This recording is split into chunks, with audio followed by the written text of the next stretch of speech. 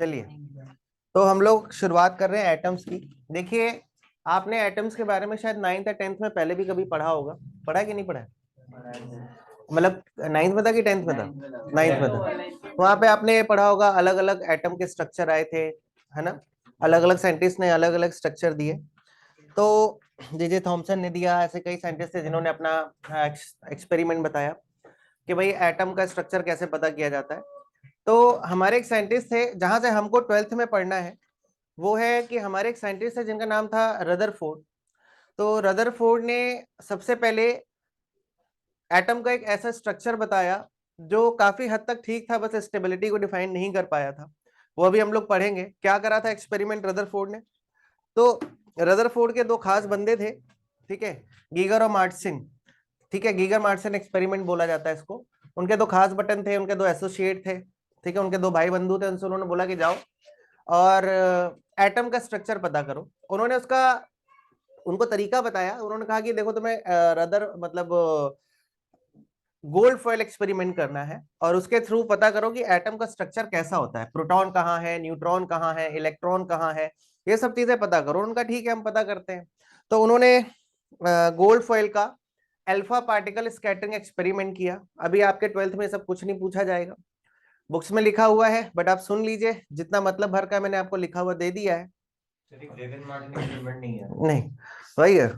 तो अब यहाँ पर क्या हुआ कि उन्होंने एक्सपेरिमेंट क्या करा, उन्होंने एक थिन गोल्ड फॉइल ली। अब थिन गोल्ड फॉइल मतलब क्या हुआ, एक ऐसी फॉइल जिसकी थिकनेस नियर अबाउट 10⁻⁻⁷ मीटर की थी, बहुत पतली एक गोल्ड फॉइल ली।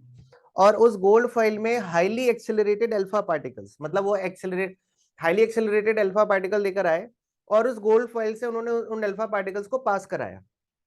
ठीक है, सिंपल सा, ध्यान से सुनिएगा, यहीं पे आपको याद हो जाएगा, इसमें ज्यादा कुछ आपको फोकस करने की जरूरत नहीं है। तो उन्होंने क्या करा, रदरफोर्ड के एक्सपेरिमेंट में थिन गोल्ड फॉइल ली गई, उसमें हाईली एक्सेलरेटेड अल्फा पार्टिकल्स को बम्बार्ड किया गया, मतलब प्रोजेक्ट किया गया। और हाईली एक्सेलरेटेड मतलब काफी ज्यादा एनर्जी के साथ आ रहे थे। और उन्होंने फिर अल्फा पार्टिकल की ट्रेजेक्ट्री को देखा कि आफ्टर क्रॉसिंग द फॉइल उनकी ट्रेजेक्ट्री कैसी है। तो हमारे जो साइंटिस्ट थे, उन्होंने हमारे जो साइंटिस्ट थे उन्होंने 3 ऑब्जर्वेशन देखी। क्या क्या ऑब्जर्वेशन थी आप सबको पहले भी सही पता है कि उन्होंने देखा कि most of the alpha particle goes straight without any deviation. मतलब जब अल्फा पार्टिकल आए और गोल्ड फॉइल को क्रॉस करते हैं तो बिल्कुल सीधा निकल जाते हैं, ऐसा निकल गए जैसे कि उनके रास्ते में कोई आया ही नहीं, फॉइल थी ही नहीं। तो पहला उन्होंने क्या ऑब्जर्वेशन करी कि most of the alpha particle goes straight without any deviation. मतलब जो अल्फा पार्टिकल्स थे वो विदाउट एनी डेविएशन बिल्कुल सीधा निकलते चले गए। एंड दूसरी ऑब्जर्वेशन उन्होंने देखी कि few alpha particles deviated from their path with an angle 90 और more than 90। मतलब 90 या उससे ज्यादा के एंगल पे वो डेविएट हो गया। अभी डायग्राम में बना के दिखाता हूं, बस आपको बता रहा हूं क्या मतलब है, ऑलरेडी आपने 9th में से पढ़ा हुआ है।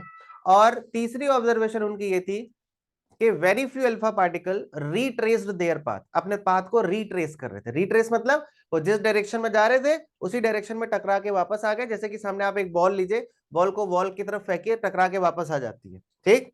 तो ऐसा ही कुछ इलेक्ट्रॉन्स, मतलब वेरी फ्यू अल्फा पार्टिकल्स, मतलब ओकेशनली कभी कोई एक अल्फा पार्टिकल ऐसा दिख रहा था तो जैसा गया वैसे ही वापस आ गया। मतलब कि अगर हमारे पास ये गोल्ड फॉइल रही होगी तो इस गोल्ड फॉइल में जब अल्फा पार्टिकल्स आ रहे थे तो most of the alpha particles goes straight without any deviation. बिना किसी डेविएशन के ये अल्फा पार्टिकल बिल्कुल सीधे निकलते चले गए, ठीक। Very few alpha particles deviated from there path with an angle 90 और मोर देन 90। 90 या उससे ज्यादा के एंगल पर डेविएट हो गए। And very few alpha particle मतलब कोई फिक्स नहीं था, ओकेशनली कोई एक आध अल्फा पार्टिकल ऐसे दिख रहे थे जो जिस पाथ पर गए उसी पाथ को क्या कर रहे थे, रीट्रेस कर रहे थे, मतलब वापस चले आ रहे थे। तो ये हमारा गोल्ड फॉइल एक्सपेरिमेंट था जहां पर ये तीन चीजें देखी गई कि most of the alpha particle goes straight without any deviation, मतलब कि most of the alpha particles जो है वो बिल्कुल सीधे निकलते चले गए। Very few alpha particles deviated from there path with an angle 90 और मोर देन 90। और कुछ अल्फा पार्टिकल, ओकेशनली कुछ ऐसे अल्फा पार्टिकल थे जिन्होंने अपने पाथ को रीट्रेस किया, मतलब जिस डायरेक्शन में गए उसके ऑपोजिट वापस भी आ गए, ठीक। अब इन 3 ऑब्जर्वेशन से 3 कंक्लूजन निकाले रदरफोर्ड ने। रदरफोर्ड ने कहा कि भैया इसका मतलब एटम का स्ट्रक्चर थोड़ा थोड़ा क्लियर हो रहा है। उन्होंने कहा कि most of the alpha particle goes straight without any deviation, मतलब कि रदरफोर्ड ने कहा कि मैक्सिमम अल्फा पार्टिकल तो सीधे निकल गए, उनमें किसी प्रकार का कोई डेविएशन नहीं हुआ। इसका मतलब कि most of the part of atom is vacant, खाली है, ठीक है। पर उन्होंने कहा कि एटम का most of the part vacant है, खाली है, इसी वजह से हमारे अल्फा पार्टिकल बिल्कुल सीधे निकलते चले गए, उसमें किसी भी प्रकार का कोई डेविएशन नहीं हुआ, ठीक है। और इसके बाद उन्होंने देखा कि मतलब उन्होंने देखा कि most of the alpha particle जो थे सीधे निकल गए, इसका मतलब एटम का मैक्सिमम पार्ट वेकेंट था, खाली था, ठीक है। उसके बाद दूसरी ऑब्जर्वेशन उन्होंने क्या देखी कि कुछ अल्फा पार्टिकल 90 या उससे ज्यादा के एंगल पे डेविएट हो गए। अब ऐसा क्यों हुआ भाई? अल्फा पार्टिकल पर होता है पॉजिटिव चार्ज। कैसा चार्ज होता है? अल्फा पार्टिकल पर होता है पॉजिटिव चार्ज, और अगर ये अपने पाथ से डेविएट हुए, मतलब इनको किसी ने रिपेल कर दिया, और जिसने भी इनको रिपेल किया होगा उस पर भी कैसा चार्ज रहा होगा? पॉजिटिव। यानी कि उन्होंने कहा कि चूंकि कुछ अल्फा पार्टिकल्स ने अपने पाथ को रिट्रेस किया है, तो this is possible on sorry कुछ अल्फा पार्टिकल्स जो हैं वो 90 या उससे ज्यादा के एंगल पर डेविएट हो गए हैं, तो this is possible only when कि हमारा जो एटम का सेंट्रल पार्ट है वहां पर हो ना हो क्या रहा होगा? Positive charge. और इस पॉजिटिव कोर को, जो सेंट्रल कोर थी, उन्होंने नाम दिया न्यूक्लियस। क्या नाम दिया? उन्होंने कहा कि एटम के सेंटर पे एक ऐसा पोर्शन होता है जिसपे पॉजिटिव चार्ज होता है, जिसकी वजह से जब अल्फा पार्टिकल इसके इन्फ्लुएंस में आया होगा तो रिपेल होके चला गया होगा, क्योंकि पॉजिटिव पॉजिटिव को क्या करते हैं? रिपेल। तो जो अल्फा पार्टिकल न्यूक्लियस से पास से होते हुए गए होंगे उन पर रिपल्शन फोर्स लगा होगा, और इसलिए वो अपने पास से डेविएट हो गए। अपने पास से क्या हो गए? डेविएट।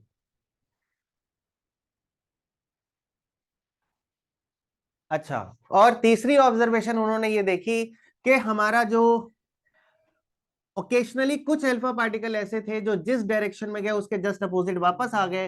तो इसका मतलब उन्होंने वहां से तीसरी ऑब्जर्वेशन बताई कि ये जो न्यूक्लियस है, ये सॉलिड है, इसमें न्यूक्लियस का, इसमें एटम का मास कंसेंट्रेटेड है। क्या कंसेंट्रेटेड है? मास।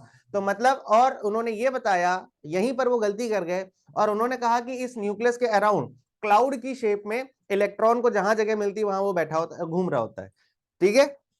मतलब एटम ने, जो रदरफोर्ड की ऑब्जर्वेशन थी, उन्होंने पहली ऑब्जर्वेशन तो ये बताई कि most of the alpha particle goes straight without any deviation, which means कि एटम का मैक्सिमम पार्ट कैसा है? वेकेंट है। फिर उन्होंने कहा कि कुछ अल्फा पार्टिकल 90 या उससे ज्यादा के एंगल पर डेविएट हो गए, तो this is possible only when के एटम के सेंट्रल पार्ट पर एक कोर होगी जिस पर कैसा चार्ज होगा? पॉजिटिव। चूंकि अल्फा पार्टिकल पर खुद पॉजिटिव चार्ज होता है, तो जैसे ही ये पॉजिटिव चार्ज इस न्यूक्लियस के पास आया होगा, तो न्यूक्लियस पे भी पॉजिटिव था, पॉजिटिव पॉजिटिव ने पॉजिटिव को क्या किया होगा? रिपेल किया होगा, जिसकी वजह से इनकी डायरेक्शन चेंज हो गई, ठीक।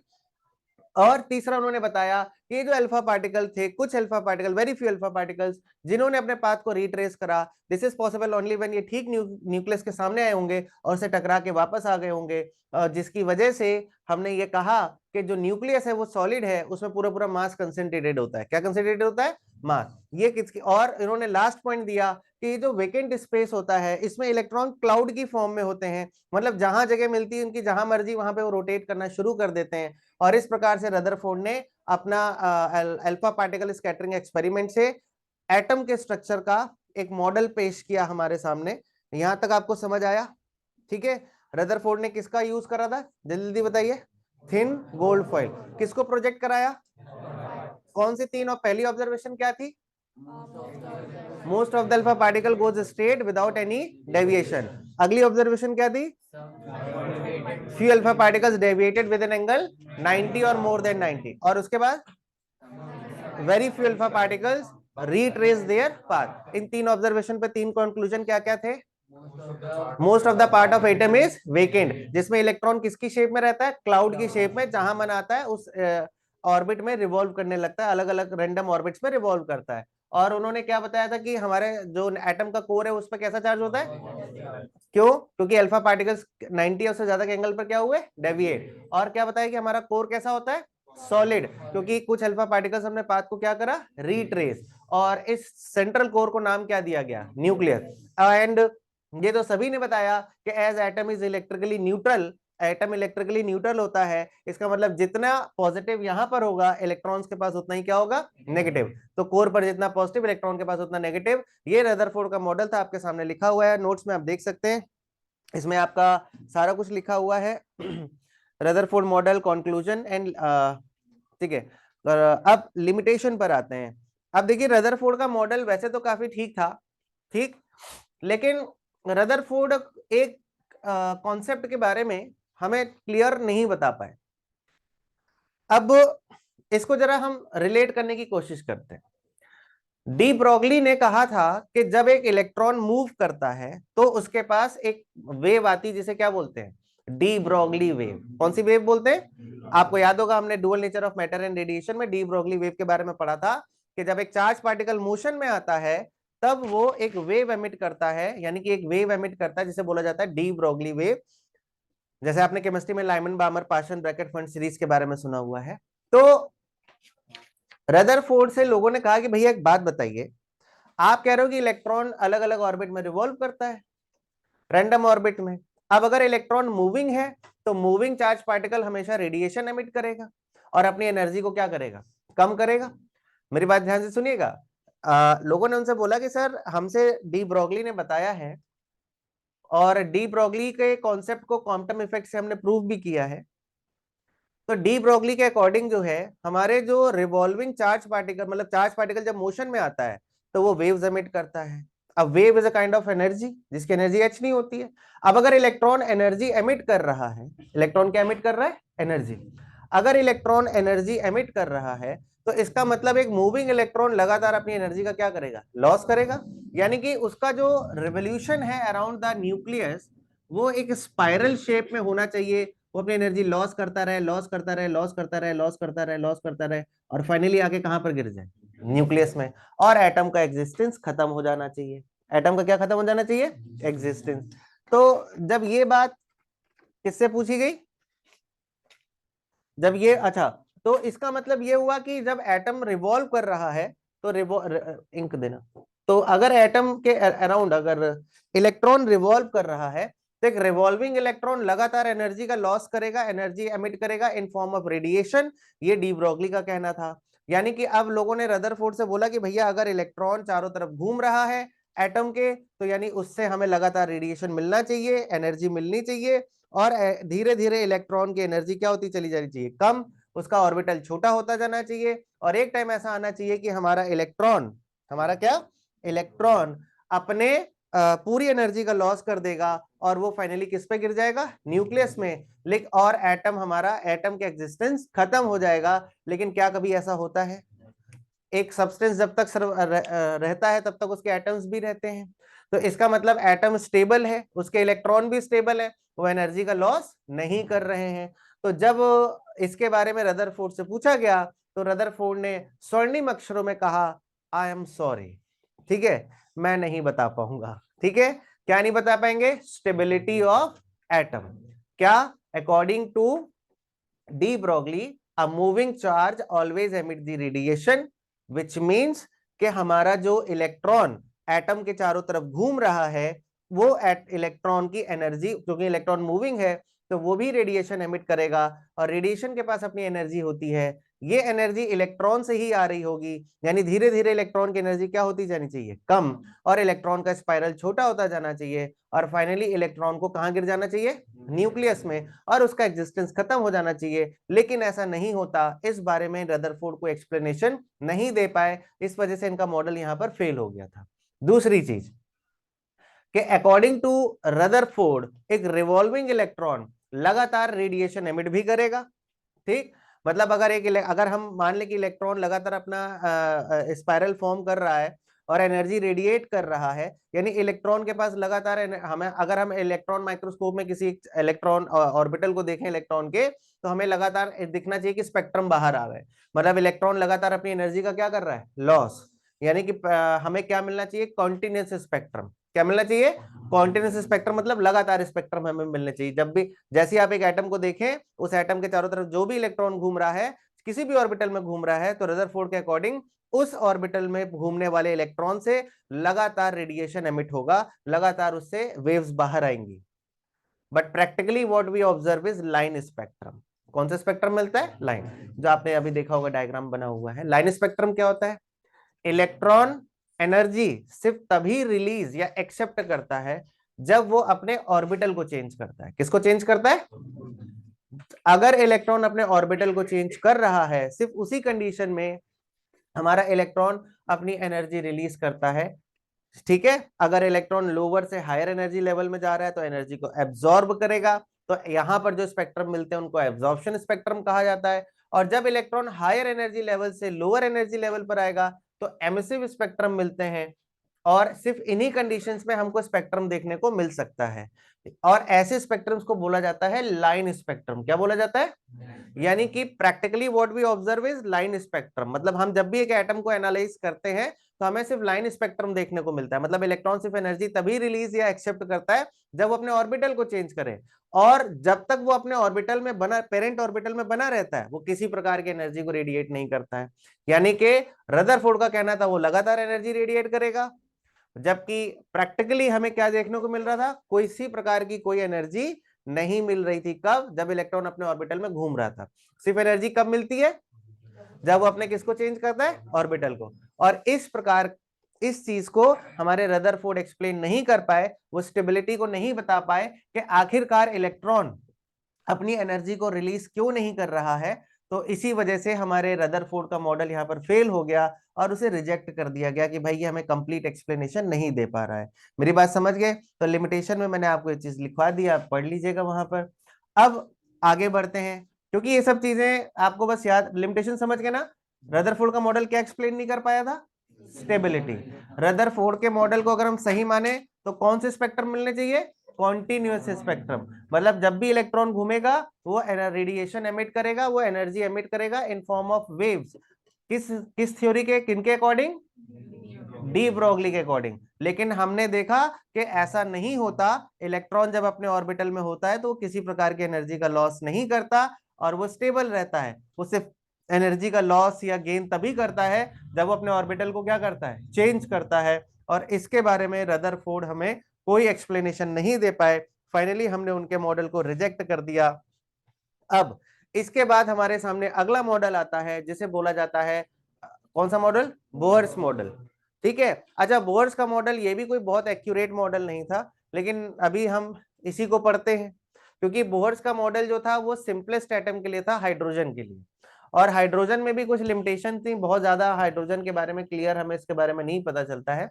लेकिन नील्स बोर ने जो है वो रदरफोर्ड के लिमिटेशन को खत्म कर दिया था। उन्होंने, हालांकि नील्स बोर के मॉडल की अपनी लिमिटेशंस है, लेकिन उन्होंने स्टेबिलिटी को डिफाइन कर दिया था। अब नील्स बोर ने क्या करा? तो देखिए, नील्स बोर ने कहा, इसे बोलते हैं बोहर्स पोस्टुलेट, है ना? और ये तीनों मैंने आपको लिख के दे दिए हैं, लिखे हुए आपके पास है नोट्स। तो अब बोहर्स ने अपना मॉडल पेश करा। उन्होंने कहा कि भाई चलो, नील्स बोर का मॉडल गलत हो गया है तो मैं अपना मॉडल पेश करूं। तो अच्छा, इंपैक्ट पैरामीटर बता दिया मैंने। तो भाई नील्स बोर ने क्या बताया? पहला पॉइंट देखिए, जरा पढ़िए। Each and every atom consist small central core called nucleus in which whole mass and whole positive charge of atom is assumed to be concentrated. मतलब कि नील्स बोर ने कहा कि पहला इनका पोस्टुलेट ये था कि हर एक एटम के पास एक सेंट्रल कोर होता है, और इस सेंट्रल कोर में ऑलमोस्ट पूरा मास और पूरा positive charge is assume to be what? Concentrated. यानी कि ये हमारे नील्स बोर ने हमें पहला पॉइंट दिया था। मेरी बात समझे कि नहीं समझे? तो अच्छा, ये आप लोगों ने 10th में भी पढ़ा होगा। और इसके बाद सेकंड पोस्टुलेट क्या था? Electron revolve only in those orbit in which angular momentum of electron remains conserved which is integral multiple of h upon 2 पाई। देखिए, यहां पर जो है हमारे एक मिनट रुक जाओ। अब यहां पर जो है रदरफोर्ड ने, मतलब नील्स बोर ने पहला पॉइंट तो बिल्कुल वही बताया जैसा कि रदरफोर्ड का था, कि एक सेंट्रल कोर है, उसमें पॉजिटिव चार्ज है, उसमें मास है, ठीक, और जिसके अराउंड चारों तरफ इलेक्ट्रॉन रिवॉल्व करते हैं। दूसरा पॉइंट रदरफोर्ड, नील्स बोर ने करेक्ट किया। उन्होंने कहा कि भैया, इलेक्ट्रॉन किसी रैंडम ऑर्बिट में रिवॉल्व नहीं करता। इलेक्ट्रॉन सिर्फ उन्हीं ऑर्बिट्स में रिवॉल्व करता है जहां उसका एंगुलर मोमेंटम कंजर्व रहे। जहां उसका क्या कंजर्व रहे? Angular momentum. Angular momentum of electron remains conserve. कहा खींच रहे हो? कहीं भेज रहे हो क्या? अच्छा। तो नील्स बोर ने कहा कि भैया इलेक्ट्रॉन सिर्फ,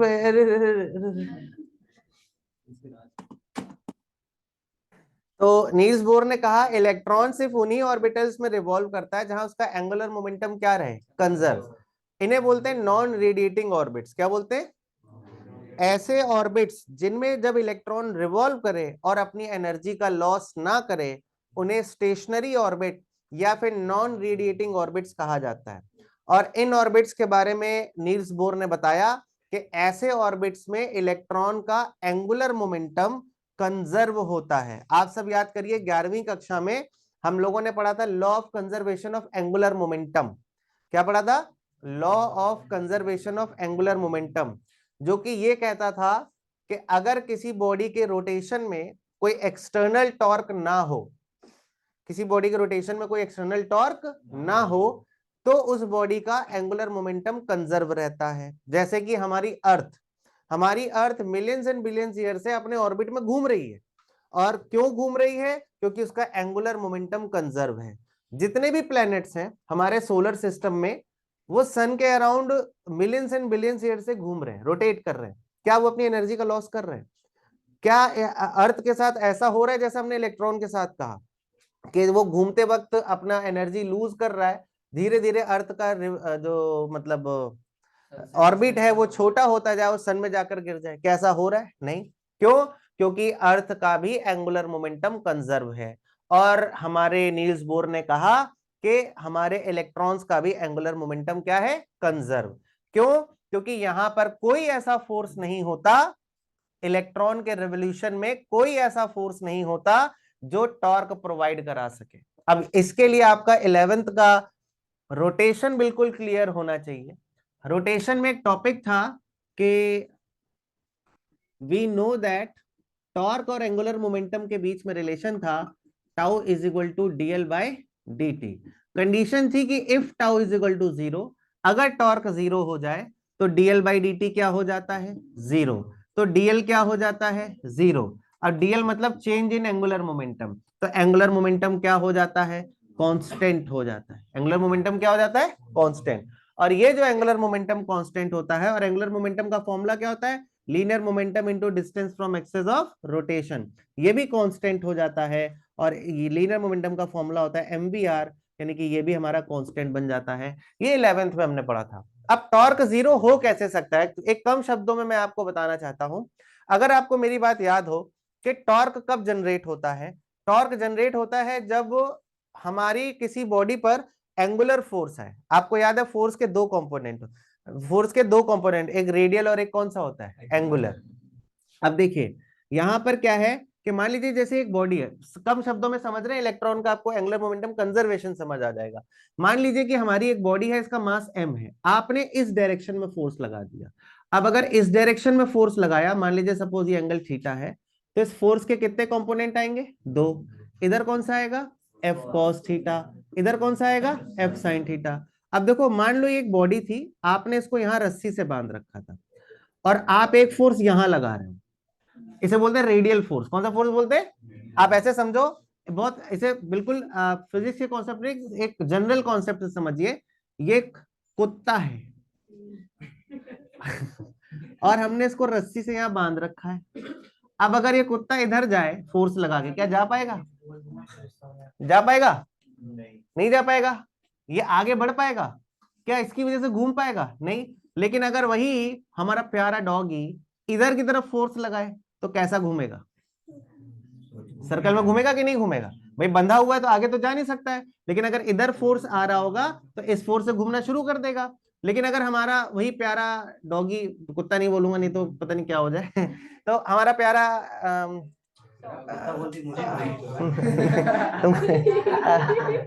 मान लो तो हमारा प्यारा टॉमी यहाँ बंधा हुआ है, टॉमी नाम है, ठीक है। टॉमी यहाँ बंधा, टॉमी इधर फोर्स लगा रहा है। अब इधर फोर्स लगा रहा है तो उसके दो फोर्स कंपोनेंट आएंगे कि नहीं आएंगे? एक कौन सा होगा? रेडियल। कौन सा होगा? जो अलोंग द स्ट्रिंग है। क्या इसकी वजह से ये घूम पाएगा? किस कंपोनेंट की वजह से घूम पाएगा? इसे बोलते हैं रेडियल कंपोनेंट। इसे क्या बोलते हैं? तो रेडियल कंपोनेंट घुमा सकते, सॉरी, रेडियल कंपोनेंट कभी टॉर्क डेवलप नहीं कर सकते। लेकिन एंगुलर कंपोनेंट क्या डेवलप कर सकते हैं, टॉर्क। अब जरा ये न्यूक्लियस की, ए इधर देखो, ये हमारा न्यूक्लियस है, कैसा चार्ज होता है, और इलेक्ट्रॉन पर कैसा होता है, इनके बीच में कौन सा फोर्स है, इलेक्ट्रोस्टैटिक फोर्स। वो इलेक्ट्रोस्टैटिक फोर्स रेडियल है कि नहीं है, तो क्या टॉर्क जनरेट कर सकता है, यानी इलेक्ट्रॉन पर टॉर्क हमेशा क्या रहता है, एक्सटर्नल टॉर्क जीरो।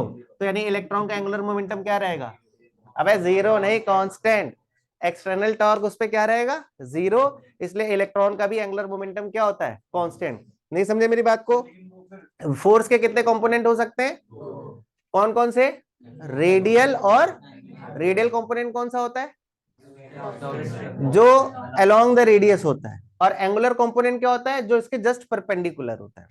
और जब तक फोर्स इसके परपेंडिकुलर ना हो, एक्सेस, ठीक है ना, एक्सेस ऑफ रोटेशन के, टॉर्क जनरेट नहीं होता। ये फोर्स किसी भी प्रकार का टॉर्क डेवलप नहीं करेगा। इसीलिए साफ साफ बुक्स में लिखा हुआ है, रेडियल फोर्सेस कभी भी टॉर्क जनरेट नहीं कर सकते हैं, सिर्फ कौन से फोर्सेस कर सकते हैं, एंगुलर। तो अब यहां पर हमारा जो इलेक्ट्रॉन है, जो कि न्यूक्लियस के अराउंड गोल गोल घूम रहा है, इसके रोटेशन में सिर्फ एक ही फोर्स है, जो कि है इलेक्ट्रोस्टैटिक फोर्स। कौन सा फोर्स है, और इलेक्ट्रोस्टैटिक फोर्स कैसा फोर्स है, रेडियल फोर्स है। कैसा फोर्स है, यानी कि इलेक्ट्रोस्टैटिक फोर्स कोई भी टॉर्क जनरेट नहीं कर सकता। इसका मतलब टॉर्क हमेशा क्या बना रहेगा, यहाँ पर जीरो, यानी एंगुलर मोमेंटम क्या बना रहेगा, कांस्टेंट। और यही नील्स बोर ने हमको बोला कि electron revolve only in those orbits in which angular momentum of electron remains what, constant, and this angular momentum is integral multiple of h upon 2 pi।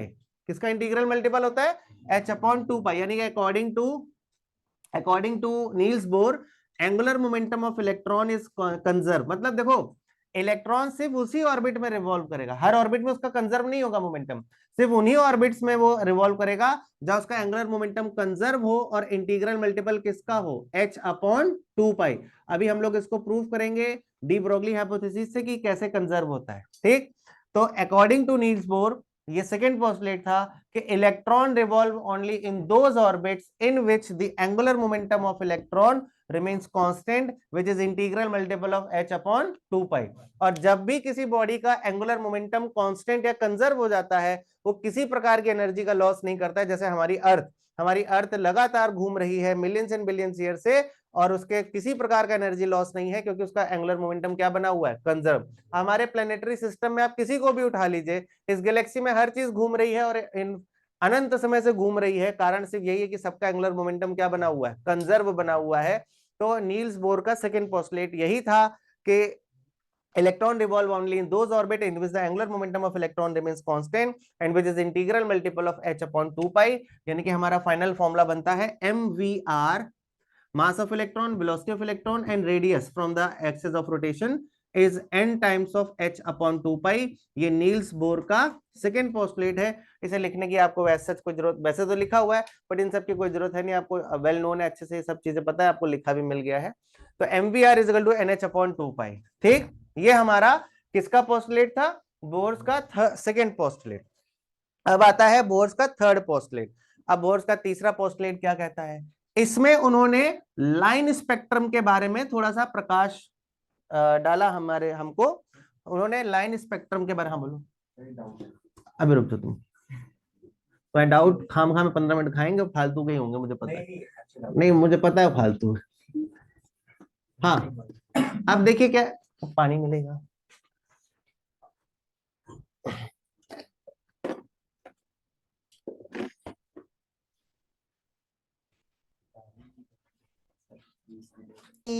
अच्छा, अब बोर्स का थर्ड पोस्टुलेट, इसमें उन्होंने line spectrum के बारे में बताया।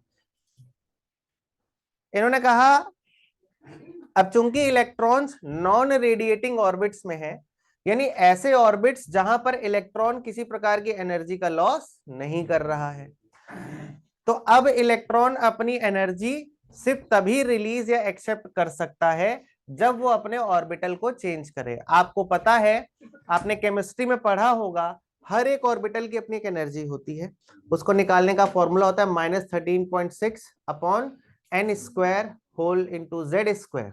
अभी हम डिराइव करेंगे इसे आज। तो हमारे जो साइंटिस्ट थे उन्होंने कहा कि भाई देखिए ऐसा है कि हमारे जो इलेक्ट्रॉन्स होते हैं ये तभी एनर्जी को एब्जॉर्ब या रिलीज करते हैं, यानी कि हम इलेक्ट्रॉन के चारों तरफ सिर्फ तभी रेडिएशन देख पाते हैं या तभी हम उनमें अलग अलग स्पेक्ट्रम्स देख पाते हैं जब वो अपने ऑर्बिटल को चेंज करें। अगर इलेक्ट्रॉन हायर एनर्जी लेवल से लोअर एनर्जी लेवल पे आना चाहता है, मान लो इलेक्ट्रॉन एक ऐसी जगह पर है जहां पर उसके पास एनर्जी 5 जूल है और वो ऐसी जगह जाना चाहता है जहां एनर्जी कितनी है 1 जूल, तो उसे 5 जूल से अगर 1 जूल आना है तो उसे 4 जूल की एनर्जी क्या करनी पड़ेगी, लो करनी, रेडिएट करनी पड़ेगी। और जब इलेक्ट्रॉन हायर एनर्जी लेवल से लोअर एनर्जी लेवल पर आएगा तो एनर्जी रिलीज करेगा और हमें मिलेंगे एमिसिव स्पेक्ट्रम। इन्हें एमिशन स्पेक्ट्रम या एमिसिव स्पेक्ट्रम कहा जाता है। ये कलर्ड होते हैं, हमको आसानी से विजिबल हो जाते हैं। और अगर इलेक्ट्रॉन कहता है कि नहीं ये 1 जूल वाले ऑर्बिटल में मजा नहीं आ रहा है, यहाँ अच्छे लोग नहीं है, मैं वापस फिर से अपने 5 जूल वाले ऑर्बिटल में जाना चाहता हूँ, तब उसे कितनी एनर्जी एब्जॉर्ब करनी पड़ेगी, जो 4 जूल एनर्जी को एब्जॉर्ब करना पड़ेगा। और उस वक्त जब ये एनर्जी को एब्जॉर्ब कर लेगा तो लोअर एनर्जी लेवल से हायर एनर्जी लेवल पे चला जाएगा और उस वक्त हमें नए स्पेक्ट्रम देखने को मिलेंगे जिन्हें बोलते हैं एब्जॉर्प्शन स्पेक्ट्रम। क्या बोला जाता है, एब्जॉर्प्शन स्पेक्ट्रम। लेकिन एब्जॉर्प्शन स्पेक्ट्रम कलरलेस होते हैं, इसलिए हम इनके बारे में कोई एक्सप्लेनेशन नहीं पढ़ेंगे। हम सिर्फ पढ़ेंगे एमिसिव स्पेक्ट्रम के बारे में, यानी कि जब इलेक्ट्रॉन हायर से किस पे आएगा, लोअर में। ठीक है, अच्छा। तो और नील्स बोर ने कहा कि electron absorb or release the energy only when it will change its what orbital, and the difference in energy, यानी इलेक्ट्रॉन जब एक ऑर्बिटल से दूसरे ऑर्बिटल में, तो इनका पहला पॉइंट क्या था कि एंगुलर मोमेंटम कंजर्व है, यानी mvr is equal to n times of h upon 2 pi. ये इनका हमारा पहला फॉर्मूला था। और दूसरा फॉर्मूला था कि इलेक्ट्रॉन जब अपने ऑर्बिटल को चेंज करता है सिर्फ तभी एनर्जी रिलीज करता है, और ये एनर्जी E2 माइनस E1 किसके इक्वल होती है, h न्यू के इक्वल होती है। किसके इक्वल होती है, एनर्जी ऑफ फोटोन के इक्वल होती है, यानी E2 minus E1 is equal to what, h nu. और एक नहीं आया समझ में, तो ये हमारा नील्स बोर ने कौन से 3 पॉइंट दिए थे भैया। पहला पॉइंट क्या था कि एटम का सेंट्रल पार्ट क्या कहलाता है, न्यूक्लियस, सारा का सारा पॉजिटिव चार्ज और मास क्या होता है, कॉन्सेंट्रेटेड। इलेक्ट्रॉन किन प्रकार के ऑर्बिटल्स में रिवॉल्व करता है, क्या बोलते हैं ऐसे ऑर्बिटल्स को, नॉन रेडिएटिंग ऑर्बिट या फिर क्या, स्टेशनरी ऑर्बिट। इनमें इलेक्ट्रॉन का क्या कंजर्व होता है, एंगुलर मोमेंटम, जो कि इंटीग्रल मल्टीपल होता है h अपॉन 2 पाई। और इलेक्ट्रॉन सिर्फ तभी एनर्जी को रिलीज या एब्जॉर्ब करता है जब अपने ऑर्बिटल को चेंज करता है, और डिफरेंस इन एनर्जीज यानी E2 minus E1 is equal to what, h nu. E2 minus E1 is equal to what, h nu. मेरी बात समझ गए। आप लोग को जो आपके पास नोट्स है उसमें जो भी कुछ आपको अगर लग रहा हो एडिट करना है तो खुद आप लिखते चलिए उसमें साथ साथ। अगर आपको लग रहा है कि हाँ सर ने जो लिखा और मैं सर जो बता रहे हैं उसमें से कोई पॉइंट मुझे लिखना विखना जरूरी है, तब लिख सकते हैं जहां आपको जरूरत लगे। नोट्स आप ही के पास रहने। ठीक है, अच्छा। अब इसके बाद एक बड़ा ही कैलकुलेटिव शुरू होती है पार्ट, और इसी के बाद मतलब अब हमारा यहां तक हो गया। अच्छा, अभी हो डिस्टेंस ऑफ क्लोजेस्ट अप्रोच और इम्पैक्ट पैरामीटर तो बताना रह ही गया है। देखिए, अब डिस्टेंस ऑफ क्लोजेस्ट अप्रोच का मतलब क्या होता है। देखिए, हमारा जो अल्फा, आप यहां तक समझ गए ना, तो सिंपल है, अब आप समझ गए होंगे। अब हमारा जो अल्फा पार्टिकल होता है बच्चों, इसमें से हम उस पार्टिकल की बात करते हैं जो very few alpha particle retraced their path, मतलब जो टकरा के वापस आ रहे हैं। तो एक प्रश्न उठता है कि मान लीजिए हमारा न्यूक्लियस है, Z उसका एटॉमिक नंबर है, Z क्या है। अब अगर एक प्रोटॉन पे चार्ज E है तो Z प्रोटॉन पे कितना होगा, Ze। तो Ze अमाउंट का पॉजिटिव चार्ज हमारे न्यूक्लियस के पास है, और एक अल्फा पार्टिकल है जिसपे चार्ज 2e है, यानी 2 times of charge of proton, mass m है, v वेलोसिटी से इसकी तरफ बढ़ रहा था। जरा ध्यान से समझिए, हम अब बात कर रहे हैं किसकी, डिस्टेंस ऑफ क्लोजेस्ट अप्रोच। क्या मतलब है कि we have a charge particle which is alpha, जिसका चार्ज है 2e, कितना है, 2e चार्ज है, और उसका मास कितना है, m, और v वेलोसिटी से बिल्कुल इसके सेंट्रल लाइन की तरफ आ रहा था, यानी कि इसकी ट्रेजेक्टरी यहां पर थी ऐसे। तो इलेक्ट्रॉन अल्फा पार्टिकल की जो काइनेटिक एनर्जी होगी वो होगी half m v square, kinetic energy. अब जैसे जैसे ये अल्फा पार्टिकल न्यूक्लियस के पास जाएगा, आप खुद सोचिए अल्फा पार्टिकल पर भी कैसा चार्ज होता है, पॉजिटिव। इस पर भी कैसा है, पॉजिटिव पॉजिटिव, एक दूसरे को क्या करते हैं, रिपेल। तो और जैसे जैसे डिस्टेंस कम होती है, इलेक्ट्रोस्टैटिक फोर्स बढ़ता है घटता है, बढ़ता है घटता है। F इजिकल टू के Q1 Q2 by are square की अगर बात करूं, तो R जैसे जैसे कम होता जाएगा, फोर्स वैसे वैसे क्या होगा, बढ़ेगा। यानी कि अल्फा पार्टिकल जैसे जैसे इस न्यूक्लियस के पास जाता है, अल्फा पार्टिकल पर लगने वाला रिपल्सिव फोर्स बढ़ता है। रिपल्सिव फोर्स क्या होता है, बढ़ता है। अब अगर रिपल्सिव फोर्स बढ़ रहा है तो इसकी स्पीड घटेगी या बढ़ेगी, ऑब्वियस सी बात है, वी वेलोसिटी से जा रहा है, जैसे जैसे आगे जा रहा है रिपल्सिव फोर्स बढ़ रहा है, रिपल्सिव फोर्स इसको बाहर की तरफ भेजने की कोशिश करेगा, तो इसकी वेलोसिटी बढ़ेगी घटेगी, ऑब्वियसली कम होगी। यानी काइनेटिक एनर्जी भी क्या होती जाएगी, कम होती जाएगी। और जैसे जैसे पास जाते जाओगे वैसे वैसे इसकी जो है काइनेटिक एनर्जी कम होती जाएगी, क्योंकि रिपल्सिव फोर्स बढ़ता जाएगा। और आपको पता है कि इलेक्ट्रोस्टैटिक फोर्स एक बहुत स्ट्रॉन्ग फोर्स होता है।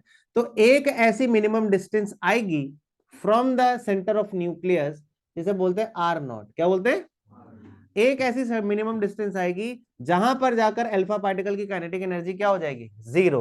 और वो सारी की सारी काइनेटिक एनर्जी कन्वर्ट हो जाएगी किसमें, electrical potential energy. Energy conservation जानते हो ना, energy can neither be created nor be destroyed. Energy ना ही उत्पन्न करी जा सकती, ना ही मारी जा सकती है, सिर्फ उसकी फॉर्म चेंज हो सकती है। तो यहाँ पर हमारे अल्फा पार्टिकल के पास कौन सी एनर्जी थी, काइनेटिक। यहाँ पहुंचकर सारी काइनेटिक किस में कन्वर्ट हो जाएगी, इलेक्ट्रिकल पोटेंशियल एनर्जी में कंजर्व हो जाएगी। और यही हमारा डिस्टेंस ऑफ क्लोजेस्ट अप्रोच है, कि जब एक अल्फा पार्टिकल न्यूक्लियस की तरफ बढ़ता है, तो वो मिनिमम डिस्टेंस जहां पर आकर उसकी पोटेंशियल एनर्जी क्या, काइनेटिक एनर्जी क्या हो जाती है, जीरो। काइनेटिक एनर्जी क्या हो जाती है, जीरो। वो डिस्टेंस ही हमारी कौन सी डिस्टेंस कहलाती है, डिस्टेंस ऑफ क्लोजेस्ट अप्रोच। और ये हमारी काइनेटिक एनर्जी कम क्यों हो रही, लॉजिक समझ आ गया। अल्फा पार्टिकल पर कैसा चार्ज है, अरे कैसा है, इस पर भी कैसा है, पॉजिटिव। पॉजिटिव को क्या करेगा, रिपल। तो रिपल्सिव फोर्स इसके वेलोसिटी को बढ़ाएगा घटाएगा। और जैसे जैसे डिस्टेंस कम होती जाएगी, इलेक्ट्रोस्टैटिक फोर्स बढ़ता चला जाएगा, रिपल्सिव फोर्स बढ़ता जाएगा। तो जब बहुत क्लोज आ जाएगा ये अल्फा पार्टिकल, तो फोर्स भी इन्फिनिटली लार्ज हो जाएगा, वो इसको न्यूक्लियस से टकराने नहीं देगा। और एक सर्टेन डिस्टेंस पर आकर इसकी काइनेटिक एनर्जी को क्या कर देगा, जीरो, और ढिचके हो वापस भेज देगा पीछे की तरफ। तो जिस पॉइंट पर आकर इसकी काइनेटिक एनर्जी क्या हो जाएगी, जीरो, उस पॉइंट को बोला जाता है डिस्टेंस ऑफ क्लोजेस्ट अप्रोच। अरे नहीं आया क्या, अच्छा। तो अब यहां पर मैं अगर बात करूं कि kinetic energy of alpha particle कितना था, बताइए। अगर मैं kinetic energy of alpha particle की बात करूं तो हाफ एम वी स्क्वायर होगा कि नहीं होगा, ठीक है। और मान लो ये ए पॉइंट है और ये बी पॉइंट है, तो एट पॉइंट बी क्या लिखेंगे, तो बी पॉइंट पर काइनेटिक एनर्जी क्या हो जाएगी, जीरो। तो कौन सी एनर्जी आ जाएगी, पोटेंशियल एनर्जी, वो भी कौन सी, इलेक्ट्रिकल पोटेंशियल एनर्जी। और इलेक्ट्रिक पोटेंशियल एनर्जी का फॉर्मूला क्या होता है, 1/4πε0 Q1 Q2 बाई आर। बोली बिसरी बातें हो गई तुम्हारे, से याद दिला रहा हूं।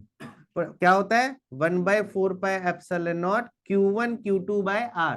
तो Q1 2e, Q1 क्या है, 2e, ये कितना है, ZE बाई क्या हो जाएगा, आर नॉट। क्या हो जाएगा, आर नॉट। यहाँ पर आर नॉट क्या है, डिस्टेंस ऑफ क्लोजेस्ट अप्रोच। तो पोटेंशियल एनर्जी कितनी आई जरा बताइए, के की फॉर्म में लिखा है, किसके फॉर्म में लिखा है, K Z E square by R naught. अरे समझे कि नहीं समझे, ठीक है। अब बाय एनर्जी कंजर्वेशन क्या लिखेंगे, अगर मैं एनर्जी कंजर्वेशन की बात करूं, तो एनर्जी कंजर्वेशन क्या कहता है बताइए, कि एनर्जी एक फॉर्म से दूसरी फॉर्म में बदलती है। यानी कि हमारी पोटेंशियल एनर्जी ही किसके इक्वल रही होगी, काइनेटिक। काइनेटिक ही किस में कन्वर्ट हुई होगी, पोटेंशियल। यानी कि K Z E square by R naught is equal to half M we square. तो यहां से R naught is equal to निकाल दो, तो K Z E square divided by half M we square. और इस फॉर्मूले से आप डिस्टेंस ऑफ क्लोजेस्ट अप्रोच को कैलकुलेट कर सकते हैं। अरे मेरी बात समझ आई कि नहीं आई। और अगर आप चाहो तो इसकी कहीं कहीं पे ऐसे भी फॉर्म लिखी होती है, K Z E square whole divided by kinetic energy, whole divided by what, kinetic energy. समझे मेरी बात को, ये हमारी डिस्टेंस ऑफ क्लोजेस्ट अप्रोच है। क्लियर हुआ कि नहीं हुआ, क्लियर हो गया ना, ठीक है। अच्छा, तो हाँ, क्या यू, के, हाँ के कूलम्स कांस्टेंट 9 इंटू इसकी वैल्यू के है। अरे तुम लोग पगला होगा, हैं? गलत जवाब देते हो, शर्म नहीं आती तुम लोगों को? 2 तो रहेगा है। अच्छा अल्फा पार्टिकल दे रखा है क्या? 2 ही कर लो, 2 ही कर लो उसे, क्या बुरा है? अल्फा पार्टिकल मूव कर रहा है ना, देखो उसमें लिखा हुआ है अल्फा पार्टिकल मूव कर रहा है, तो आपको भी 2 ही करना पड़ेगा। अब देखिए इसके बाद एक चीज आपने और लिखी है, इम्पैक्ट पैरामीटर। वैसे इसका कोई यूज नहीं है, आप इसे चाहे तो छोड़ सकते हैं, लेकिन फिर मैं थोड़ा सा बता देता हूं। नहीं नहीं, इम्पैक्ट पैरामीटर क्या है, सिलेबस में नहीं है आपके। तुम लोग को बिल्कुल पक्का यकीन है कि ट्रांजिस्टर आ गया सिलेबस में? पढ़ा है मैम ने, पढ़ा है? सिलेबस कुछ एडिट तो हुआ है मुझे पता है, मैम ने पढ़ा है एनपीएन पीएनपी ट्रांजिस्टर। हाँ पढ़ा दिया, केवी वाले भांग के नशे में, उन्हें पता ही नहीं होगा। अभी सिलेबस में कुछ एडिट हुआ है, बहुत बढ़िया चीज है, बहुत बढ़िया, मजा मजा है। हाँ डायोड के बाद एक आता है ट्रांजिस्टर, पीएनपी ट्रांजिस्टर, एनपीएन। हाँ ये तो कह रही है ट्रांजिस्टर है, सेमीकंडक्टर में नहीं है। ए लड़की तुम गलत इंफॉर्मेशन, ट्रांजिस्टर नहीं है। Transistor PNP transistor, NPN transistor है। चलिए चलिए 1 मिनट, वंशिता ने ए शांत हो जाओ, वंशिता ने रिपोर्ट निकाल ली, रुक जाइए। एनर्जी बैंड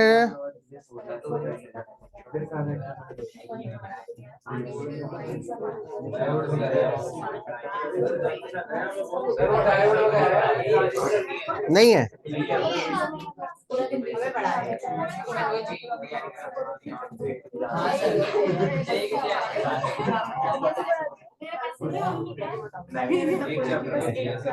अब इधर देखिए इम्पैक्ट पैरामीटर क्या होता है, चलिए आगे बढ़ते हैं, इम्पैक्ट पैरामीटर की बात करते हैं। The perpendicular distance of the velocity vector of alpha particle from the central line of nucleus when it is far away from the nucleus is known as impact parameter। तो देखिए impact parameter क्या होता है, मान लीजिए कि हमारा यहाँ पर एक न्यूक्लियस है और इस न्यूक्लियस पर चार्ज Ze है और ये इसकी सेंट्रल लाइन है। कौन सी लाइन है? अब जो अल्फा पार्टिकल यहाँ आएगा वो तो ऑब्वियस सी बात है कि वो रिफ्लेक्ट बैक हो जाएगा, है ना, वो बाउंस बैक होगा, अपने पाथ को रिट्रेस करेगा। लेकिन मान लीजिए इसकी सेंट्रल लाइन से यहाँ बी डिस्टेंस पर एक अल्फा पार्टिकल है और जब ये आगे की तरफ बढ़ेगा तो due to the effect of nucleus, due to the effect of nucleus, क्योंकि अल्फा पार्टिकल पर कैसा चार्ज होता है? पॉजिटिव, तो इसका जो इनिशियल वेलोसिटी वेक्टर है वो इधर की तरफ चला जाएगा, यानी कि किसी थीटा एंगल पर ये डेविएट हो जाएगा। होगा कि नहीं होगा? क्योंकि न्यूक्लियस पर भी पॉजिटिव है और अल्फा पार्टिकल पर भी कैसा है? पॉजिटिव। तो पॉजिटिव पॉजिटिव को क्या करते हैं? रिपेल।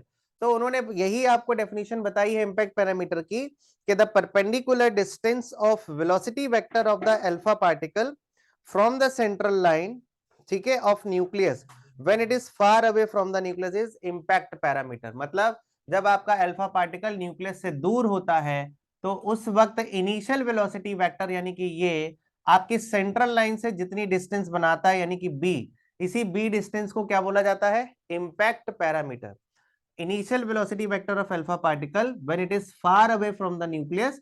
तो ये जो परपेंडिकुलर डिस्टेंस देख रहे हैं आप सेंट्रल लाइन और इनिशियल वेलोसिटी वेक्टर की, यही हमारा क्या कहलाता है? Impact parameter. क्या कहलाता है? और इसका फॉर्मूला क्या लिखा हुआ है? बी इज इक्वल टू क्या है? 1/4 पाई एप्सिलॉन नॉट, आगे Z square cot theta by 2 upon.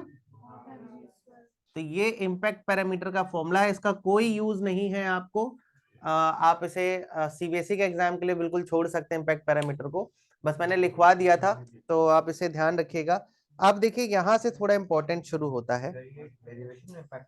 नहीं नहीं, अब यहाँ से देखिए, अब हम जरा आगे बढ़ते हैं। यहाँ से डेरिवेशन ये सब पहले तो खैर इंपॉर्टेंट होती थी, बट अब अभी है कि नहीं है मैं बता नहीं सकता। मतलब आपका पेपर का पैटर्न चेंज है, तो ऑब्वियसली बात है, थोड़ा ध्यान देते हैं, बातें मत करिए। देखिए, हमारा जब अल्फा पार्टिकल, हमारे रदरफोर्ड ने एटम का स्ट्रक्चर हमें बताया, उसके बाद नील्स बोर ने बताया। अब जब नील्स बोर ने अपना स्ट्रक्चर दिया, तो उसके बाद हमने नील्स बोर के स्ट्रक्चर के थ्रू रिवॉल्विंग इलेक्ट्रॉन की वेलोसिटी, रिवॉल्विंग इलेक्ट्रॉन की रेडियस, रिवॉल्विंग इलेक्ट्रॉन की kinetic energy, potential energy, total energy, ये सब टर्म्स हमने कैलकुलेट किए, और इनकी छोटी छोटी सी हमारी कैलकुलेशंस हैं। तो अब इन्हीं कैलकुलेशंस के थ्रू हम एक रिवॉल्विंग इलेक्ट्रॉन की वेलोसिटी का एक्सप्रेशन बनाएंगे, रिवॉल्विंग इलेक्ट्रॉन की रेडियस का एक्सप्रेशन बनाएंगे, उसकी kinetic energy, total energy and potential energy का भी एक्सप्रेशन बनाएंगे। अब कैसे बनाया जाए आइए जरा देखते हैं। तो सबसे पहले हम यहां पर बात करते हैं कि फॉर एन इलेक्ट्रॉन, अगर हम किसी इलेक्ट्रॉन की बात करते हैं तो उसका एंगुलर, तो हमारा इलेक्ट्रॉन क्या करता है, मान लीजिए कि जैसे हमारा ये एक न्यूक्लियस है और इस पर Ze चार्ज है, कितना चार्ज है, और एक इलेक्ट्रॉन इससे r डिस्टेंस पर है, और ऐसे एक ऑर्बिटल में रिवॉल्व कर रहा है हमारा electron.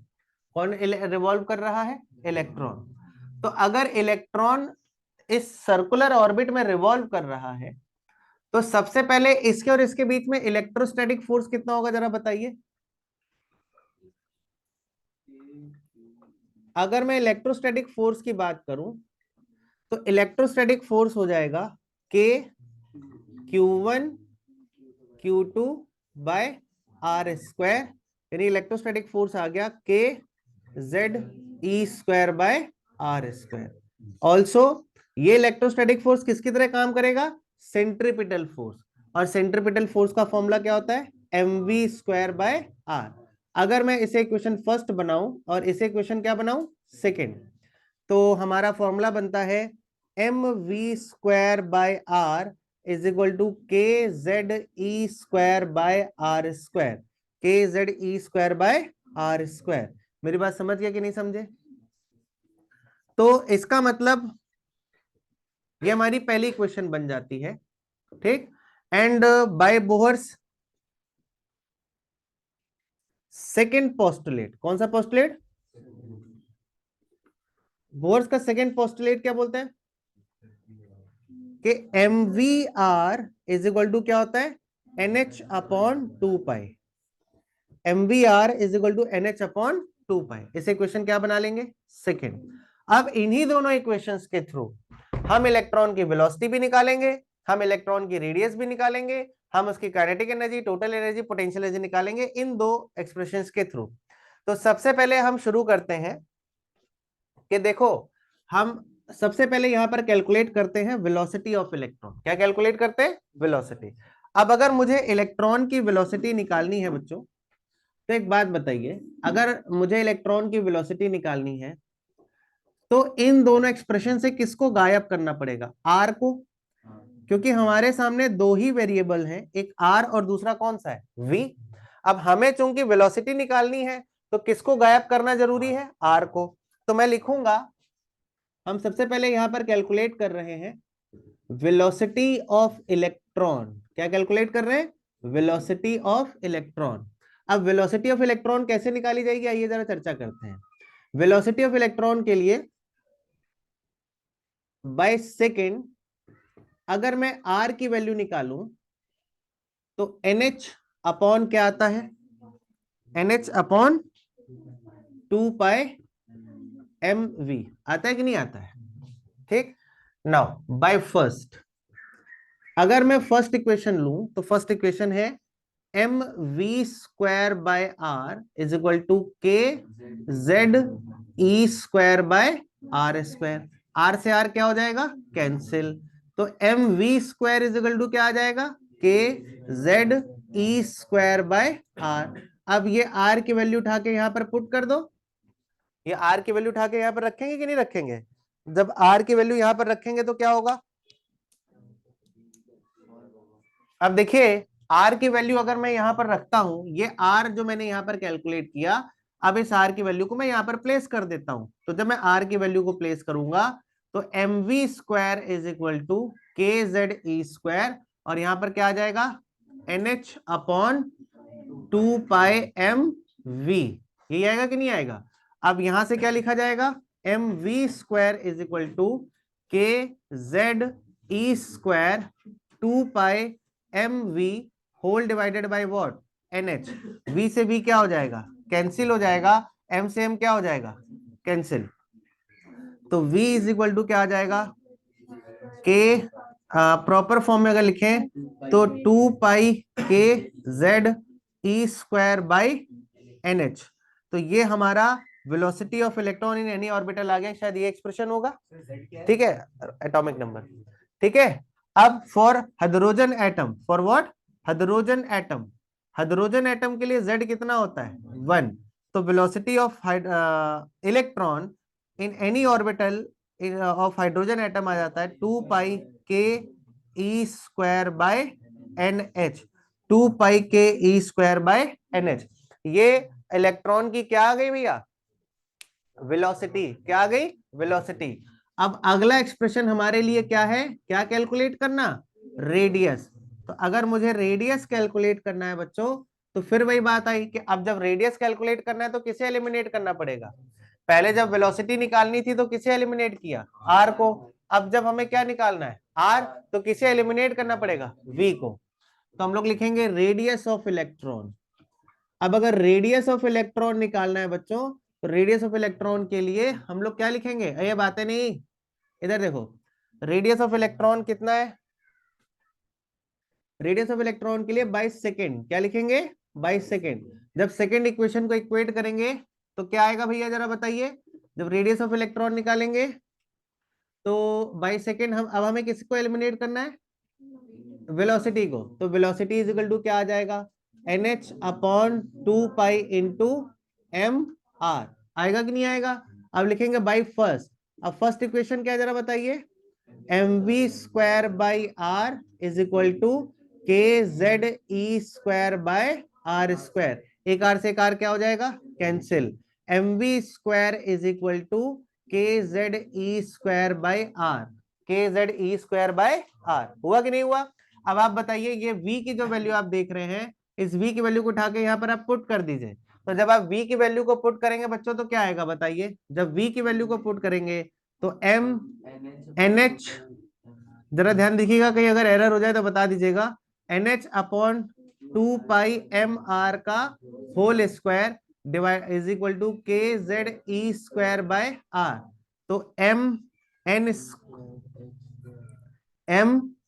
Square H square upon 4 pi square m square r square is equal to के Z E square by are, क्या कैंसिल हो जाएगा, ठीक है, हाँ, एक एम से एक एम कैंसिल हो गया, एक आर से एक आर कैंसिल हो गया, तो ऊपर एम गायब हो गया, तो बचा N square H square upon 4 pi square M R is equal to के जेड ई स्क्वायर। हाँ हाँ, तो बाई सेकेंड ही तो लिखा है, बीच में फ्लो तो तोड़ दी, फ्लो अच्छा खासा चल रहा था। अब आर कैलकुलेट करेंगे तो ये पूरी चीज उठ के इधर आएगी कि नहीं आएगी? तो आर इज इक्वल टू क्या हो जाएगा, N square H square upon 4 pi square के जेड ई स्क्वायर एम। देखो ये आया answer, N square H square upon 4 pi square के जेड ई स्क्वायर एम, ये लिखा हुआ है। और हाइड्रोजन एटम जेड कितना होता है, तो अगर हाइड्रोजन एटम के लिए जेड 1 होता है, तो for hydrogen atom z is equal to क्या होता है, 1। तो अगर हाइड्रोजन एटम के लिए z 1 है तो कितना आ जाएगा बताइए जरा। R is equal to N square H square upon 4 pi square K E square M. ये रेडियस, ये आ गया क्या, radius of electron in any orbital. क्या आ गया, रेडियस ऑफ इलेक्ट्रॉन। तो अभी हमने क्या कैलकुलेट करा, रेडियस। उसके बाद क्या कैलकुलेट करी पहले, तो देखिए हम लोगों ने वेलोसिटी कैलकुलेट कर ली, रेडियस कैलकुलेट कर ली। अब काइनेटिक एनर्जी, पोटेंशियल एनर्जी और टोटल एनर्जी ऑफ इलेक्ट्रॉन निकालेंगे। तो सबसे पहले बेटे इधर देखो, काइनेटिक एनर्जी ऑफ इलेक्ट्रॉन। तो काइनेटिक एनर्जी ऑफ इलेक्ट्रॉन के लिए by first M we square by are is equal to होता है K Z E square by are square. अरे होता है कि नहीं होता है, आर से आर क्या हो जाएगा, कैंसिल।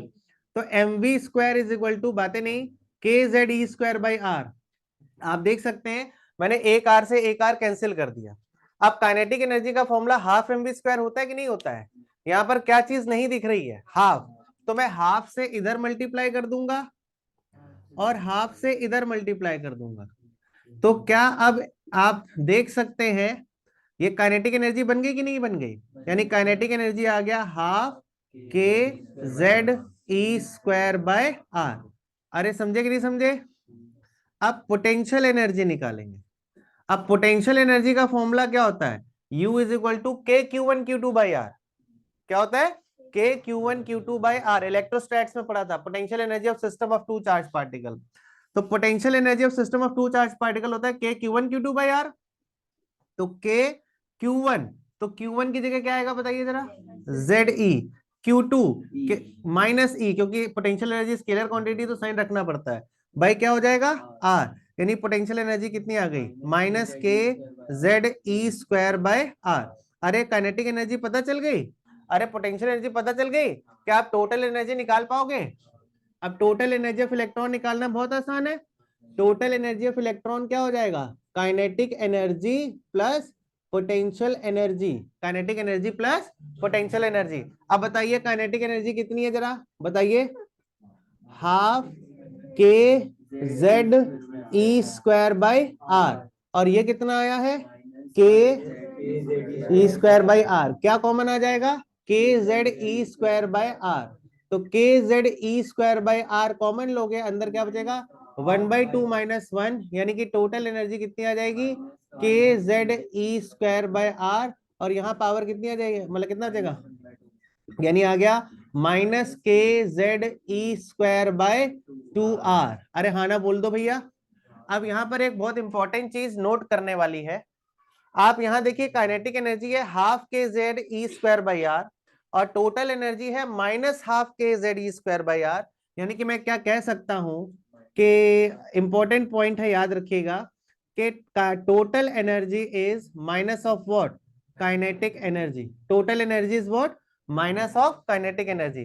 काइनेटिक एनर्जी और टोटल एनर्जी में बस एक ही डिफरेंस दिखाई पड़ रहा है कि यहाँ प्लस आ रहा है और यहाँ क्या आ रहा है, माइनस। यानी कि total energy of electron is minus of what, kinetic energy. और साथ ही साथ देखिए पोटेंशियल एनर्जी है minus K Z E square by are. क्या है, minus K Z E square by R. और ये कितनी है, माइनस के जेड ई स्क्वायर बाय 2r। यानी कि आप देखो तो total energy is half of potential energy. Total energy is what, half of potential energy. यानी कि ओवरऑल यहां पर हमें एक रिलेशन पता चलता है कि E is equal to minus K is equal to U by two. E is equal to minus K is equal to U by two. ये एक बहुत इंपॉर्टेंट रिलेशन है, क्योंकि कई बार आपसे वो कहता है कि किसी एक इलेक्ट्रॉन की टोटल एनर्जी इतनी है तो काइनेटिक और पोटेंशियल बताओ। तो इस रिलेशन से आसानी से पता किया जा सकता है। जैसे कि आप असाइनमेंट का क्वेश्चन देखिए, असाइनमेंट में क्वेश्चन है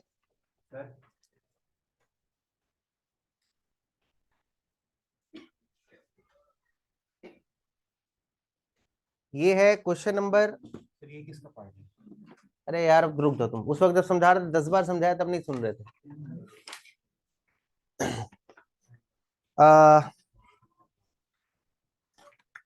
ये है क्वेश्चन नंबर 8। देखिए, the ground state energy of hydrogen atom, question number 8 है, क्वेश्चन नंबर 8।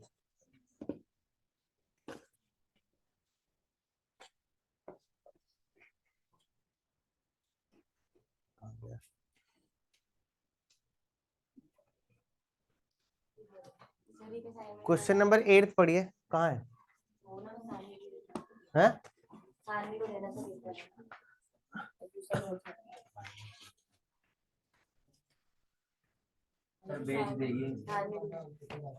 क्वेश्चन नंबर 8 पढ़िए। The ground state energy of hydrogen atom is -13.6 electron volt. What is the kinetic and potential energy of electron in this state? तो hydrogen की ground state energy दी हुई है -13.6 electron volt, और आपसे पूछ रहा है कि काइनेटिक एंड पोटेंशियल एनर्जी बताइए। तो बताइए क्या होगा। अब देखिए, आपसे ग्राउंड स्टेट पे पूछा है, तो काइनेटिक एनर्जी आप देखिए, टोटल एनर्जी -13.6 है। टोटल एनर्जी कितनी है? -13.6। तो काइनेटिक एनर्जी कितनी हो जाएगी? टोटल एनर्जी है -13.6, तो -13.6 इज इक्वल टू माइनस के, माइनस माइनस कैंसिल, तो काइनेटिक एनर्जी आ गई कितना? 13.6 इलेक्ट्रॉन वोल्ट। और total energy is what? Half of potential energy. तो टोटल एनर्जी अगर हाफ ऑफ पोटेंशियल एनर्जी है, तो पोटेंशियल एनर्जी इसकी क्या हो जाएगी? 2 टाइम्स, यानी 13.6 -13.6 इंटू 2 कर दोगे तो तुमको पता चल जाएगा कि टोटल एनर्जी कितनी है। समझ गए ना मेरी बात? क्वेश्चन नंबर कितना था ये? 8th में आपको टोटल एनर्जी कितनी दी थी? -13.6 इलेक्ट्रॉन वोल्ट, और E इज इक्वल टू था माइनस के, यानी कि -13.6 इज इक्वल टू माइनस के, यानी काइनेटिक एनर्जी आ गई 13.6 इलेक्ट्रॉन वोल्ट। समझ आई कि नहीं आई बात? और अभी रुक जाओ, और E इज इक्वल टू हमें दिया हुआ था U/2। E is equal to क्या दिया था? U/2। अब E is equal to U/2 है, तो U इज इक्वल टू क्या हो जाएगा? 2 टाइम्स ऑफ E, यानी कि 2 टाइम्स ऑफ -13.6। ठीक, तो कितना आ जाएगा बताइए जरा?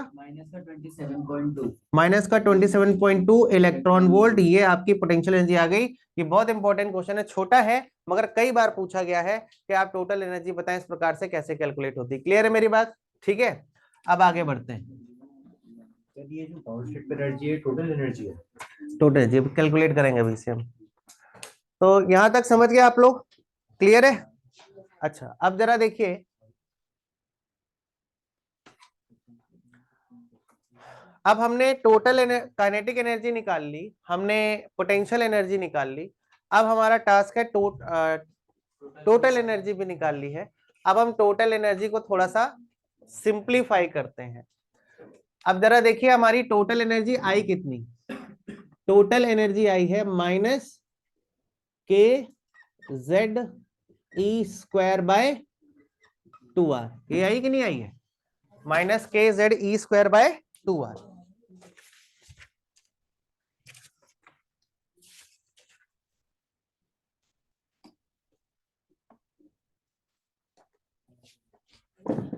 टोटल एनर्जी आई है -KZE²/2R। अरे आई है कि नहीं आई है? तो टोटल एनर्जी अगर हमारी इतनी आई है, तो अब हम लोग यहाँ पर R की वैल्यू को प्लेस कर देते हैं। हमने R कितना निकाला है? n²h²/4π²KZE²m। तो put R is equal to कितना है? n²h²/4π² KZE²m। अब ये वैल्यू जब आप यहां पर रख देंगे तो टोटल एनर्जी कितना आएगा जरा बताइए? KZE² divided by 2n²h²/4π² KZE²m। तो ये पूरी चीज ट्रांसफर हो जाएगी, तो यहां पर आ जाएगा KZE²/4π² KZE²m divided by 2n²h²। तो 2 2 कितना हो जाएगा? 4। अब 2 2 4 हो गया, तो E इज इक्वल टू कितना आया जरा बताइए? 2। अब जरा ये एडिट करते हैं, 2 K और K मल्टीप्लाई होके K² Z² E की पावर 4 ई की पावर, और कुछ बच रहा है? अरे पाई बच रहा है ना, पाई को पहले लिखो, 4 पाई के स्क्वायर जेड स्क्वायर ई की पावर 4, आगे हाँ pi square K square Z square E की पावर 4 एम, है ना, upon N square H square, और ये 2 यहां पर रहेगा, रहेगा ये 2 यहाँ पर बतिया लो, तुम दोनों बतिया लो, तब से मैं देख रहा हूँ तुम अभी कल तो बहुत ज्ञान दे रहे थे कि उस बैच से मेरा नाता टूट गया है, मुझे पढ़ना है, तरह तरह की बातें है, लंबी लंबी बातें कर रहे थे, और अभी पिछले 1 घंटे से बस मुंडी नीचे करे कुछ बतिया रहे हो, बस वहीं तक था तुम्हारा 2 क्लास तक। अभी तो सब बड़ा बता रहे थे ये वहां सब धोखेबाज हैं, ये है वो है? मतलब अभी बतियाने में लग गए, ये पढ़ाई पे जरा ध्यान दो, बतियाने में लगे हुए। टोटल एनर्जी पता चल गई कितनी आई? अब इसके बाद जरा देखिए, ये टोटल एनर्जी आ गई। अच्छा, अब ये जो टोटल एनर्जी आई है, क्या आप हमेशा इतना बड़ा एक्सप्रेशन यूज करेंगे? ठीक, अब लेकिन ये जो एनर्जी आती है जूल्स में आती है, किसमें आती है? जूल्स में। अब इसको है माइनस नहीं लगाया, कहा माइनस नहीं लगाया, ध्यान से देखो, हर जगह माइनस है।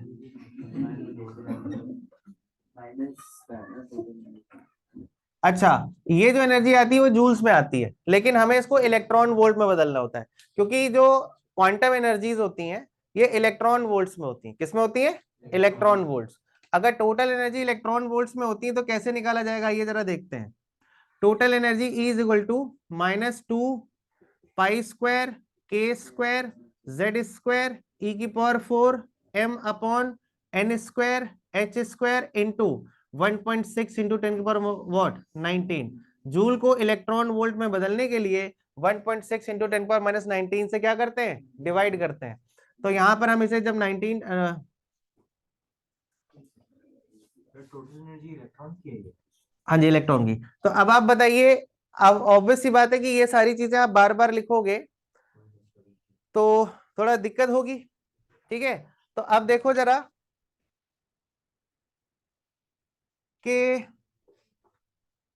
थोड़ा सा इसको सिंप्लीफाई किया जाए। E इज इक्वल टू -2, पाई की वैल्यू कितनी होती है? 3 पॉइंट, अरे पाई कितना होता है? तो इसको लिखेंगे 3.14 का स्क्वायर, के कितना होता है? 9 इंटू 10.9 का whole square into Z square, E कितना होता है? 1.6 इंटू 10 की पावर -19 की पावर कितना? 4। इलेक्ट्रॉन का मास कितना होता है? 9.1 इंटू 10 की power -31 kg whole divided by n square. H square कितना होता है? 6.6 इंटू 10 की पावर -34 का whole square into 1.6 into 10 power -19 electron volt. जब आप इसे सॉल्व करोगे पता तो -13.6, मेरी कैलकुलेशन पास है, तुम देख लेना। -13.6 upon n square Z square electron volt, मैंने खुद कैलकुलेट करा है, देख लो, ठीक है? -13.6 upon n square Z square electron volt, ये टोटल एनर्जी ऑफ इलेक्ट्रॉन। आप इसी फॉर्मूले का यूज करेंगे न्यूमेरिकल में। टोटल एनर्जी ऑफ इलेक्ट्रॉन कितना आया? -13.6 upon n square into Z square electron volt. अरे आया समझ में कि नहीं आया? हाँ ना बोलिए, आया समझ में? तो ये टोटल एनर्जी ऑफ क्या आ गया? इलेक्ट्रॉन। तो आपने यहां पर क्या क्या कैलकुलेट करा? Total energy, kinetic energy, potential energy, velocity और रेडियस। समझ आया कि नहीं आया? हाँ ना बोलिए भाई। तो देखिए, यहां तक हमने काफी कुछ कंप्लीट किया इस चैप्टर में, और मुझे ऐसा लगता नहीं है कि अब आपके एग्जाम में ये सब डेरिवेशंस आएंगी, क्योंकि पेपर में जिस तरीके का पैटर्न है वो न्यूमेरिकल्स ही देगा, लेकिन फिर भी चलिए हमने कंप्लीट कर लिया। अब आगे बढ़ते हैं। टोटल एनर्जी जब पता चल गई, ठीक है, तो बतिया लो, ऐसे बहुत बुराई करोगे कि ऐसे है वैसे है? अब यहाँ आके तब अब फिर बतियाने लग जाओगे, मैं अलग बैठूंगा, मैं ये करूंगा, अब बतियाने लग जाएंगे।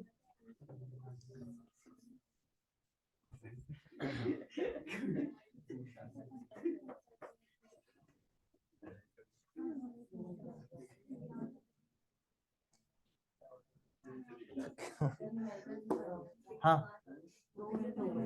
अरे कहाँ,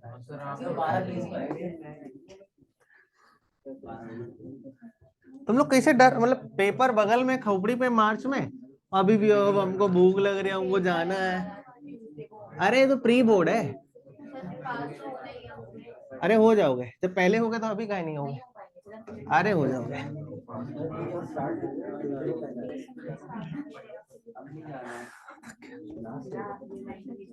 चलिए आइए, अरे डुअल नेचर के न्यूमेरिकल देख लिए थे हैं, आगे सारे लास्ट के जो बच गए थे देख, हाँ बाकी सारे समझ आ गए सारे न्यूमेरिकल। अरे कितने कितने रिकॉर्डिंग देख ली डुअल की,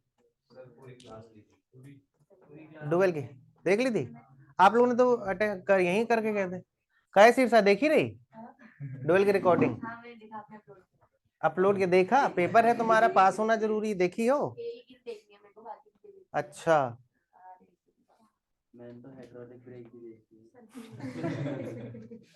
थोड़ा, चलिए अरे देखो, अरे यार बताओ क्या कर दिया।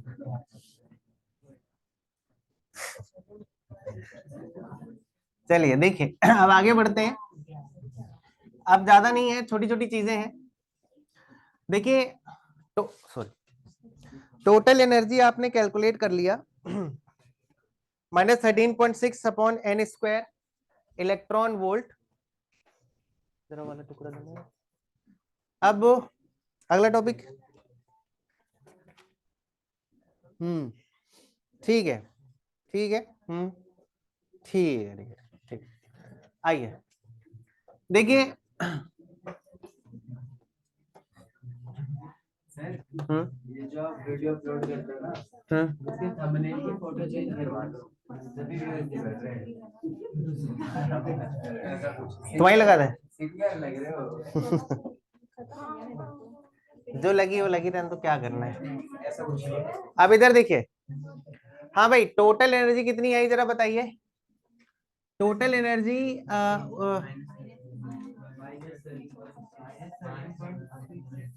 इधर इधर बातें बंद कर दीजिए, -13.6 upon N square Z square electron volt, ठीक, फॉर हाइड्रोजन एटम, किसके लिए, हाइड्रोजन एटम, जद कितना हो जाता है, तो ई एन यानी nth ऑर्बिटल की energy is -13.6 upon N square electron volt, N -13.6 upon N square electron volt. मेरी बात समझ आ गई? अब आगे बढ़ते हैं।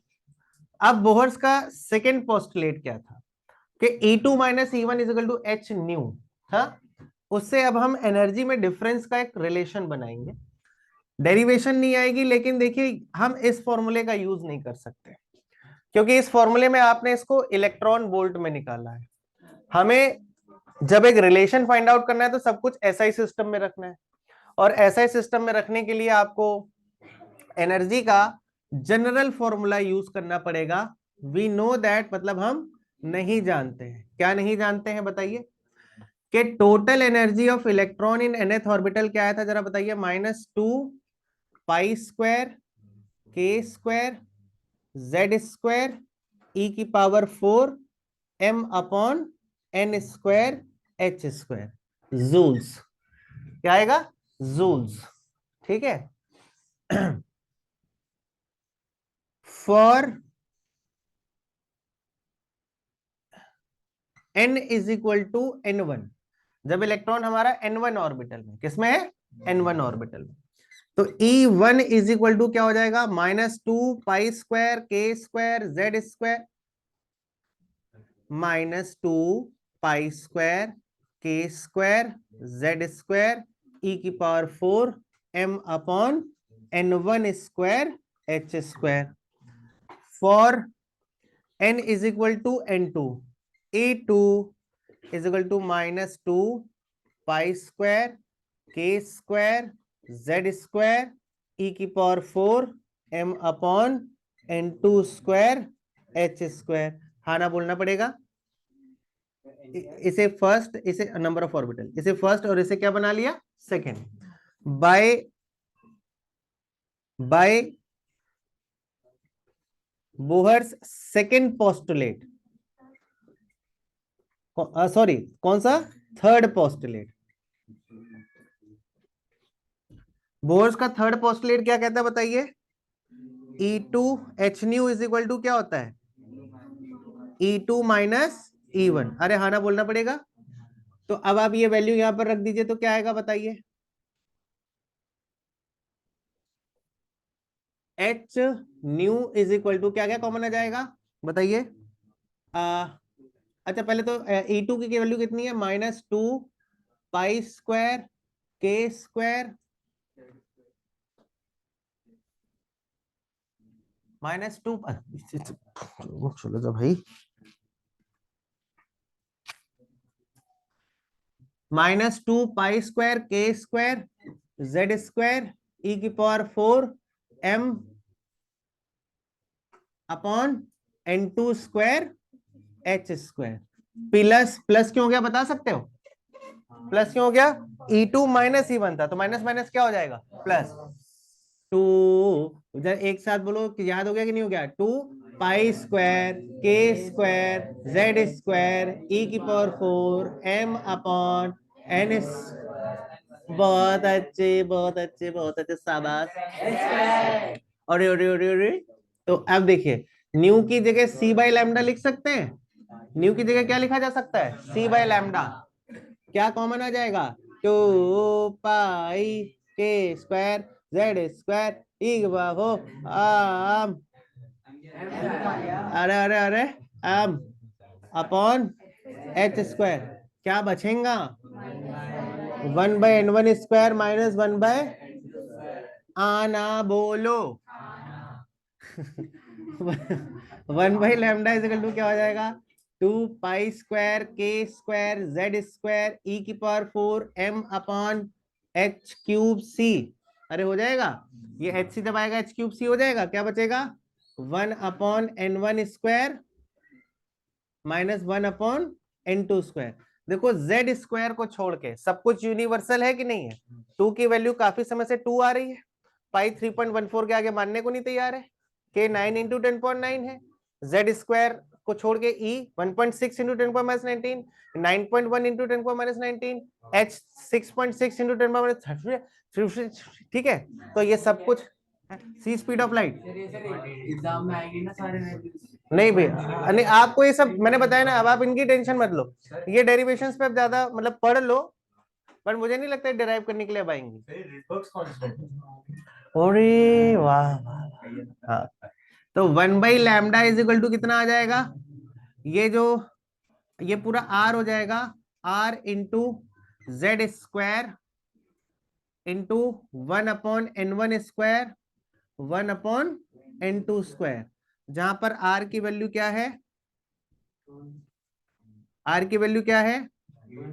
2 पाई स्क्वायर k स्क्वायर आ गया ई की power 4 m upon h cube c। क्या वैल्यू बताइए इसकी? 1.09 है। 1.09 इंटू 10 की पावर मीटर, यूनिट क्या है इसकी?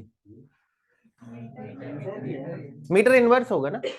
नहीं, आर ये पूरा ठीक है, हाँ ठीक है, मीटर होगा। ठीक है, तो मीटर है, क्या है ये? मीटर। तो ये आपका इसका वैल्यू आ गया। फॉर हाइड्रोजन एटम जेड कितना होता है? For hydrogen atom z is equal to what? 1। तो 1/λ इज इक्वल टू क्या आ गया? r 1/n1 square -1/n2 square. ये जो फॉर्मूला है ये सिंपलेस्ट एटम हाइड्रोजन के लिए है। जब इलेक्ट्रॉन एक एनर्जी लेवल से दूसरे एनर्जी लेवल पर जाएगा तो ये 1/λ कहलाता है। ठीक है, इसको न्यू बार भी बोलते हैं। क्या बोलते हैं? 1/λ को हम लोग न्यू बार से भी शो करते हैं। इसे बोला जाता है एंगुलर वेव नंबर। क्या ऐसे, सॉरी, वेव नंबर बोला जाता है। क्या बोला जाता है? इसे बोलते हैं वेव नंबर। ठीक है, तो यहां से आप लैम्डा कैलकुलेट कर सकते हैं बड़ी आसानी से, वेवलेंथ निकाल सकते हैं। तो ये फॉर्मूला हमारा बोहर्स के थर्ड पोस्टुलेट को फॉलो करते हुए हमने बनाया। अब इसके बाद देखिए क्या है, अब मैं आपको बताता हूं कि हाइड्रोजन एटम में, ठीक है, अलग अलग हमारी जो है अलग अलग टाइम पर अलग अलग साइंटिस्ट आए और उन्होंने ये आपका इस पेज से पहले ना energy level diagram of hydrogen atom से पहले ये जो सीरीज है ना, मैं आपको ये बताऊंगा। ठीक है, इसमें अच्छा वो नहीं लिखा यूवी। ठीक है,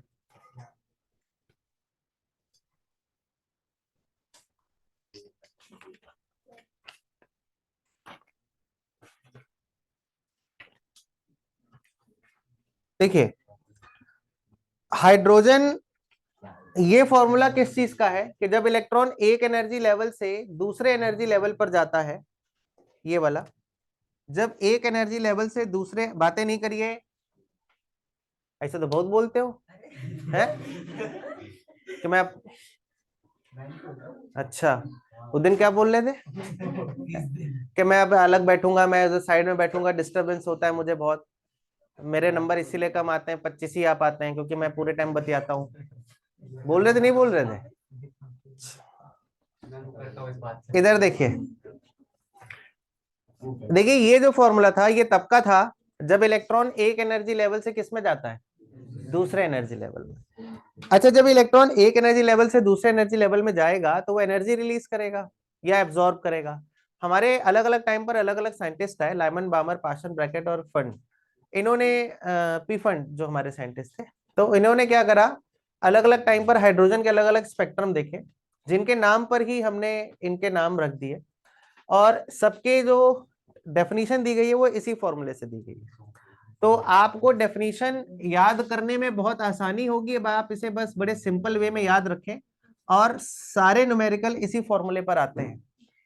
1/λ is equal to r 1/n1 square minus 1/n2 square, और e is equal to hc/λ। अभी मैं असाइनमेंट कराता हूँ इसी पर, इसी टॉपिक पर अब न्यूमेरिकल। देखिए ये जो 1/λ इज इक्वल टू r, बातें नहीं, 1/n1 square minus 1/n2 square. अब इसमें क्या है कि सबसे पहले हमारे साइंटिस्ट आए लाइमन। ठीक है, लाइमन स्पेक्ट्रम क्या बोलता है? लाइमन हमारे एक साइंटिस्ट थे।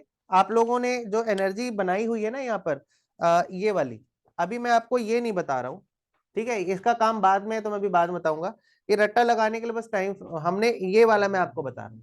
ये जो नेक्स्ट पेज आप देख रहे हैं इसमें सारा लिखा हुआ है। ठीक है, तो देखिए सबसे पहले हमारे साइंटिस्ट आए लाइमन।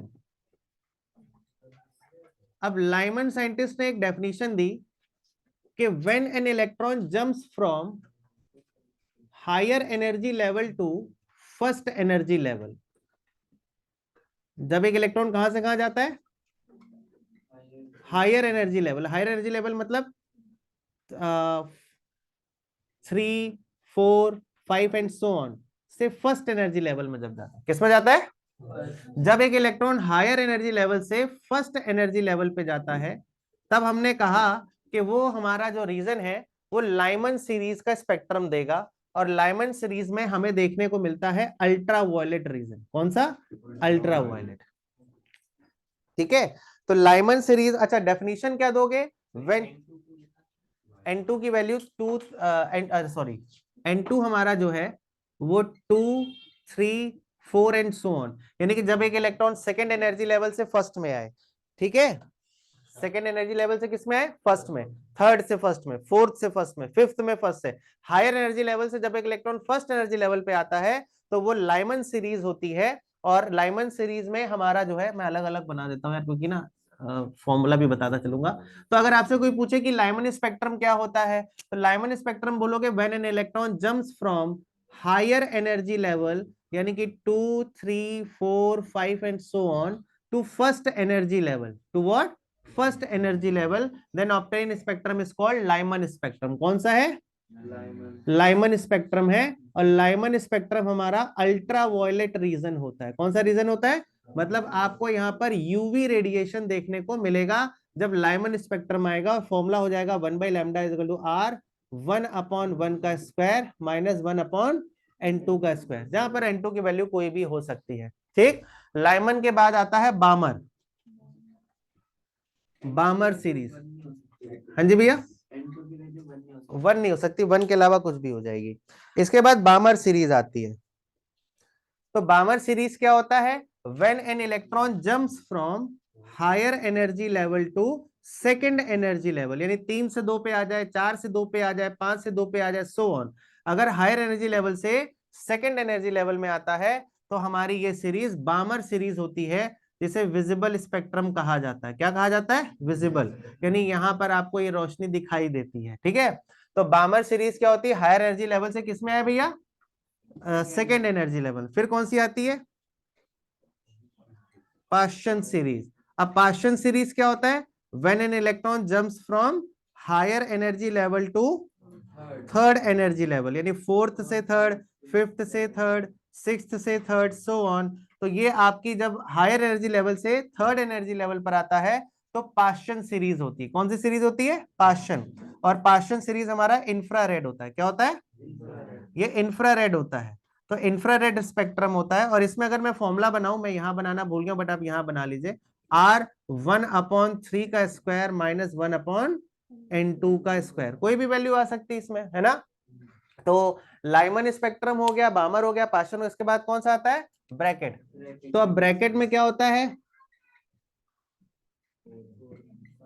अब ब्रैकेट सीरीज में क्या होता है कि हायर एनर्जी लेवल से किस में जाएगा? Fourth energy. अगर एक इलेक्ट्रॉन हायर एनर्जी लेवल से फोर्थ एनर्जी लेवल पे जा रहा है तो आपका ब्रैकेट सीरीज होगी। और ब्रैकेट सीरीज में आपका जो स्पेक्ट्रम मिलता है वो भी इंफ्रारेड होता है। कौन सा होता है? इंफ्रारेड ये भी होता है। और इसमें फॉर्मूला बनता है 1/λ is equal to are 1/n1 का स्क्वायर माइनस 4 का होल स्क्वायर माइनस 1/n2 का स्क्वायर। n2 की वैल्यू आपको बता दी जाएगी कि कौन से ऑर्बिटल से कौन पे जा रहा है। मेरी बात समझ गए? और इसके बाद कौन सा आता है? पी फंड सीरीज आती है। पी फंड सीरीज क्या बोलती है कि when an electron jumps from higher energy level to fifth energy level. तो जब एक इलेक्ट्रॉन हायर एनर्जी लेवल से फिफ्थ एनर्जी लेवल पर आता है तो ऐसे स्पेक्ट्रम को पी फंड सीरीज कहा जाता है। Formula 1/λ is equal to R 1/5 का स्क्वायर माइनस 1/n2 का स्क्वायर। और ये भी हमारा इंफ्रारेड रेडिएशन होता है। कौन सा होता है? इंफ्रारेड रेडिएशन होता है। तो अभी तक प्रेजेंट टाइम तक हमने सिर्फ हाइड्रोजन की 5 ही स्पेक्ट्रम देख पाए हैं। आप समझ सकते हैं कि ये जो हमने बोहर्स मॉडल पढ़ा है ये कोई बहुत फाइन स्ट्रक्चर हमें नहीं बताता। अब तक हम सिर्फ कितने स्पेक्ट्रम देख पाए हैं? 5। लाइमन, बामर, पाश्चन, ब्रैकेट और फंड सीरीज। इसके बाद के स्पेक्ट्रम क्यों नहीं देख पाते हैं? क्योंकि एनर्जी लेवल डिफरेंस बहुत कम होता है, जो अभी मैं आपको अब बताता हूं कि क्या मतलब है इसका। तो ये समझ गए ना, लाइमन, बामर, पाश्चन, ब्रैकेट, फंड सीरीज, इन सब पे न्यूमेरिकल आते हैं। अब आपको मैं एक चीज और बताता हूं बच्चों। बामर सीरीज में एक एच अल्फा सीरीज होती है। कौन सी सीरीज होती है? H alpha. ये एच अल्फा सीरीज क्या होती है? एच अल्फा सीरीज हमारी जो है वो एच अल्फा सीरीज का मतलब क्या होता है? एच अल्फा सीरीज हमारी बामर सीरीज की वो सीरीज होती है जिसमें हमारा इलेक्ट्रॉन थर्ड से सेकंड पे है। किसमें है? जब इलेक्ट्रॉन थर्ड से सेकंड में आता है तब उस सीरीज का स्पेसिफिक नाम दिया गया है एच अल्फा सीरीज। क्या नाम दिया गया है?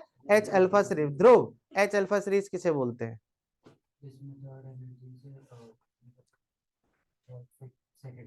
किसमें? किस ऑर्बिटल, किस सीरीज में? सुन रहे थे ध्यान से? तो बामर सीरीज में क्या होता है भैया? क्या एच अल्फा सीरीज सिर्फ क्या सब में आती है? नहीं, सिर्फ किसमें आती है? बामर सीरीज में। एक नंबर का क्वेश्चन कई बार पूछा गया, what do you mean by H alpha series. बच्चे सोचते हैं ये कौन सी सीरीज है? एच अल्फा सीरीज सिर्फ किसमें मिलती है? बामर में। वो भी कब से कब? जब थर्ड से किसमें जाए? सेकेंड में। जब इलेक्ट्रॉन थर्ड से सेकेंड में जाता है तब उस वक्त जो हमें स्पेक्ट्रम मिलते हैं उनको बोला जाता है एच अल्फा सीरीज। क्या बोला जाता है? H alpha series. मेरी बात समझ गए? अभी एक न्यूमेरिकल मैंने दिया हुआ, उसमें लिखा है what do you mean by H alpha series, तो वहीं पर मैं आपको लिखवा दूंगा एच अल्फा सीरीज क्या होती है। अच्छा, ये समझ गए। अब ये इसके बाद के स्पेक्ट्रम हमें वैसे भी नहीं मिल पाते हैं, दिखते नहीं है, क्योंकि बहुत एनर्जी लेवल में बहुत कम डिफरेंस होता है। होता क्या, मैं आपको बताता हूँ। किसी भी ऑर्बिटल में इलेक्ट्रॉन की एनर्जी का फॉर्मूला क्या है हाइड्रोजन एटम में?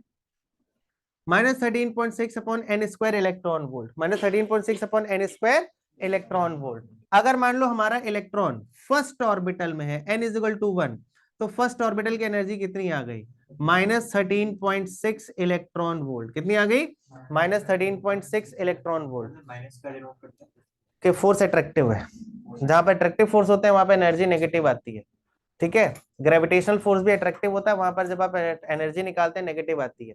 सैटेलाइट की भी एनर्जी नेगेटिव आती है, क्योंकि वहां पे भी अर्थ की ग्रेविटी से अट्रैक्ट कर रही है। जहां पे फोर्स अट्रैक्टिव है वहां पे आपकी टोटल एनर्जी हमेशा कैसी आती है? नेगेटिव। इस चीज को याद रखिएगा।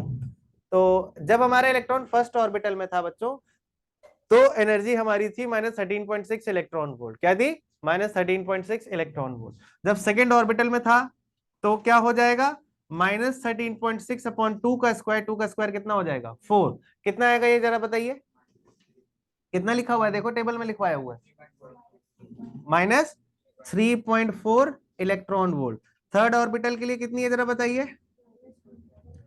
-13.6 डिवाइडेड बाय 3 3 9, तो कितना हो जाएगा? -51 इलेक्ट्रॉन वोल्ट। फोर्थ ऑर्बिटल की एनर्जी कितनी है?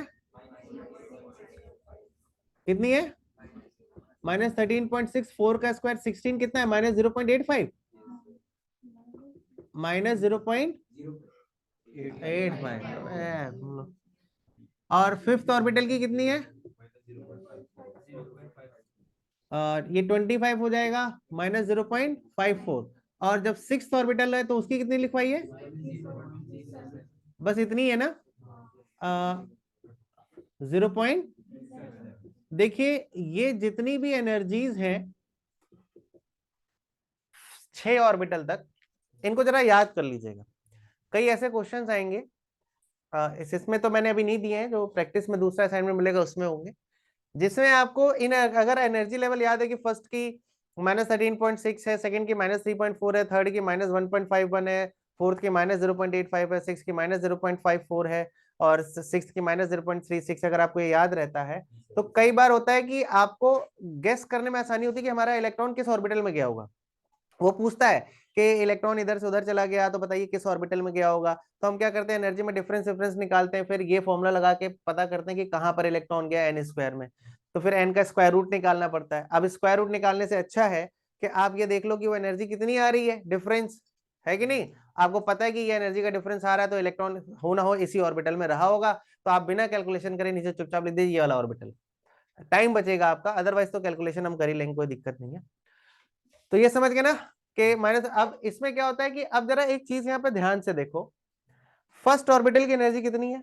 -13.6। फर्स्ट ऑर्बिटल की कितनी है? -13.6। सेकेंड ऑर्बिटल की कितनी है? -3.4। थर्ड ऑर्बिटल की कितनी है? -1.51। फोर्थ ऑर्बिटल की -0.85। अब अगर आप ध्यान से देखें तो जैसे जैसे आप आगे बढ़ रहे हैं, एनर्जी लेवल में आने वाला डिफरेंस कम होता जा रहा है। मतलब पहले और दूसरे ऑर्बिट, पहले ऑर्बिटल की एनर्जी -13.6, दूसरे ऑर्बिटल की -3.4, बहुत बड़ा डिफरेंस। सेकेंड और थर्ड में डिफरेंस कम हो गया, थर्ड और फोर्थ में और कम, फोर्थ और फिफ्थ में और कम। यानी जैसे जैसे आगे बढ़ोगे एनर्जी लेवल में आने वाला डिफरेंस क्या होता चला जाएगा? कम होता चला जाएगा। तो ये सब फोटो वोटो ले ली थी ना इसकी, है। तो अब इसके बाद हमें बस एक लास्ट एनर्जी लेवल डायग्राम बनाना है, इसके बाद हम न्यूमेरिकल्स में आएंगे।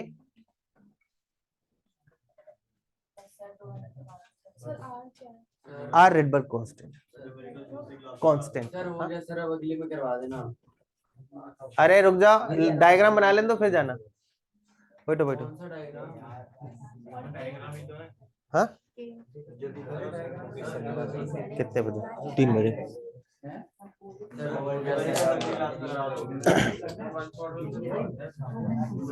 में सिर्फ ये आता है, न्यूमेरिकल आते हैं। वीडियो के व्यूज कम हो जाएंगे। हाँ, सोच लो सर। अब देखिए यहाँ पर क्या है,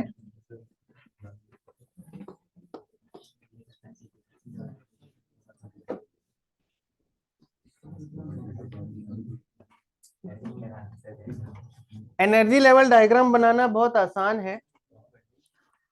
कौन कर रहा है इधर से?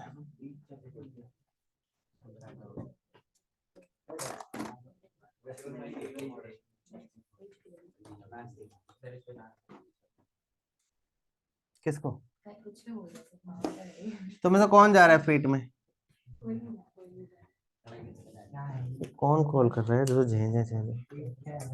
आयुष को जाना था, अच्छा, आपने आपके घर से गालियां बेचारा जा नहीं पाया। हेलो। तो पीछे गालियां और दे रहा है पीछे। हाँ जी मैम। जी नमस्कार। हाँ जी हाँ जी बताएं मैम।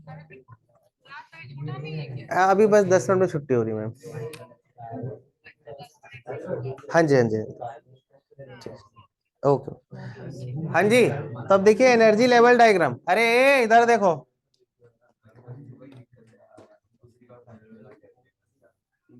ये देखिए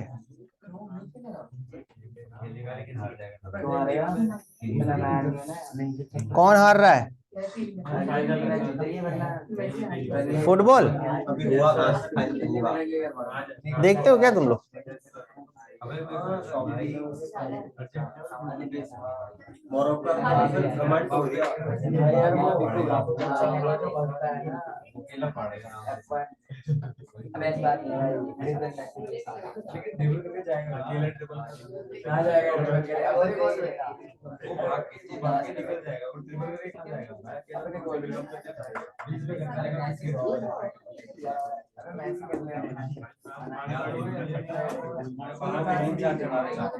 दो बार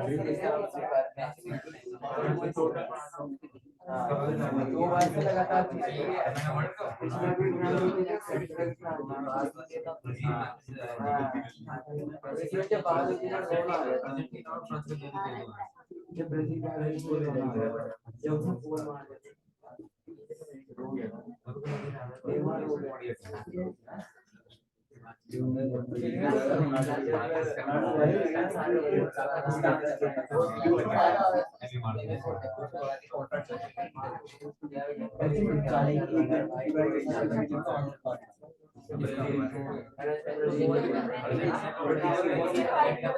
हाँ मैं ये 13.6 अच्छा।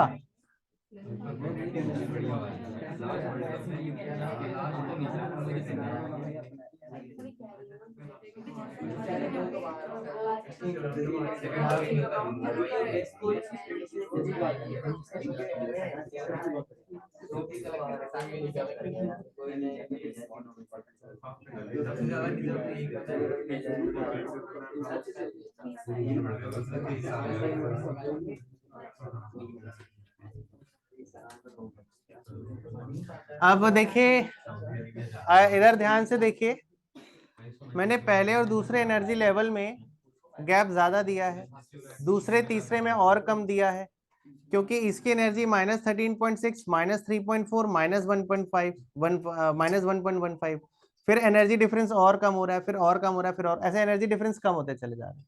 तो ऐसे में आपकी Lyman Balmer Paschen Brackett Pfund series क्या होती है कि when an electron jumps from higher energy level to first energy level, जब एक इलेक्ट्रॉन हायर एनर्जी लेवल से फर्स्ट एनर्जी लेवल पर आता है तब वो हमारा स्पेक्ट्रम किस में आता है?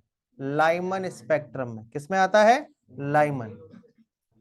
यानी कि आपके यहां पर ये कौन सी सीरीज है? लाइमन सीरीज में आ रहा है। हायर एनर्जी लेवल से किस में जा रहा है? First energy level. अब अगर हायर एनर्जी लेवल से किस में आए? सेकेंड एनर्जी लेवल में। अगर हायर से सेकेंड एनर्जी लेवल में आ रहा है तो ये कौन सी सीरीज में आ गया? बामर सीरीज आ गई। ये हमारी बामर सीरीज होती है। और अगर हायर से किस में आ रहा है? हायर से थर्ड पे जा रहा है तो कौन सी सीरीज है? पाशन। तो ये एनर्जी लेवल डायग्राम कभी कभी बनाने के लिए आ जाता है। तो ये आपका कौन सा हो गया? और इसके बाद यहां पर कौन सा आएगा? और उसके बाद कौन सा आएगा?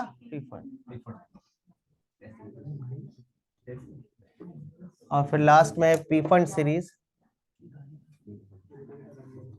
तो इस सर ये सिर्फ हाइड्रोजन का ही है। हाँ जी, इसके बाद के स्पेक्ट्रम अभी तक नहीं देखे गए हैं क्योंकि वो बहुत फाइन होते हैं, तो हम डिस्टिंग्विश नहीं कर पाते हैं। तो अभी तक ये 5 स्पेक्ट्रम हमको देखने को मिले हैं। अच्छा, अब इसमें आपको एक चीज और मैं लास्ट में बताता हूं कि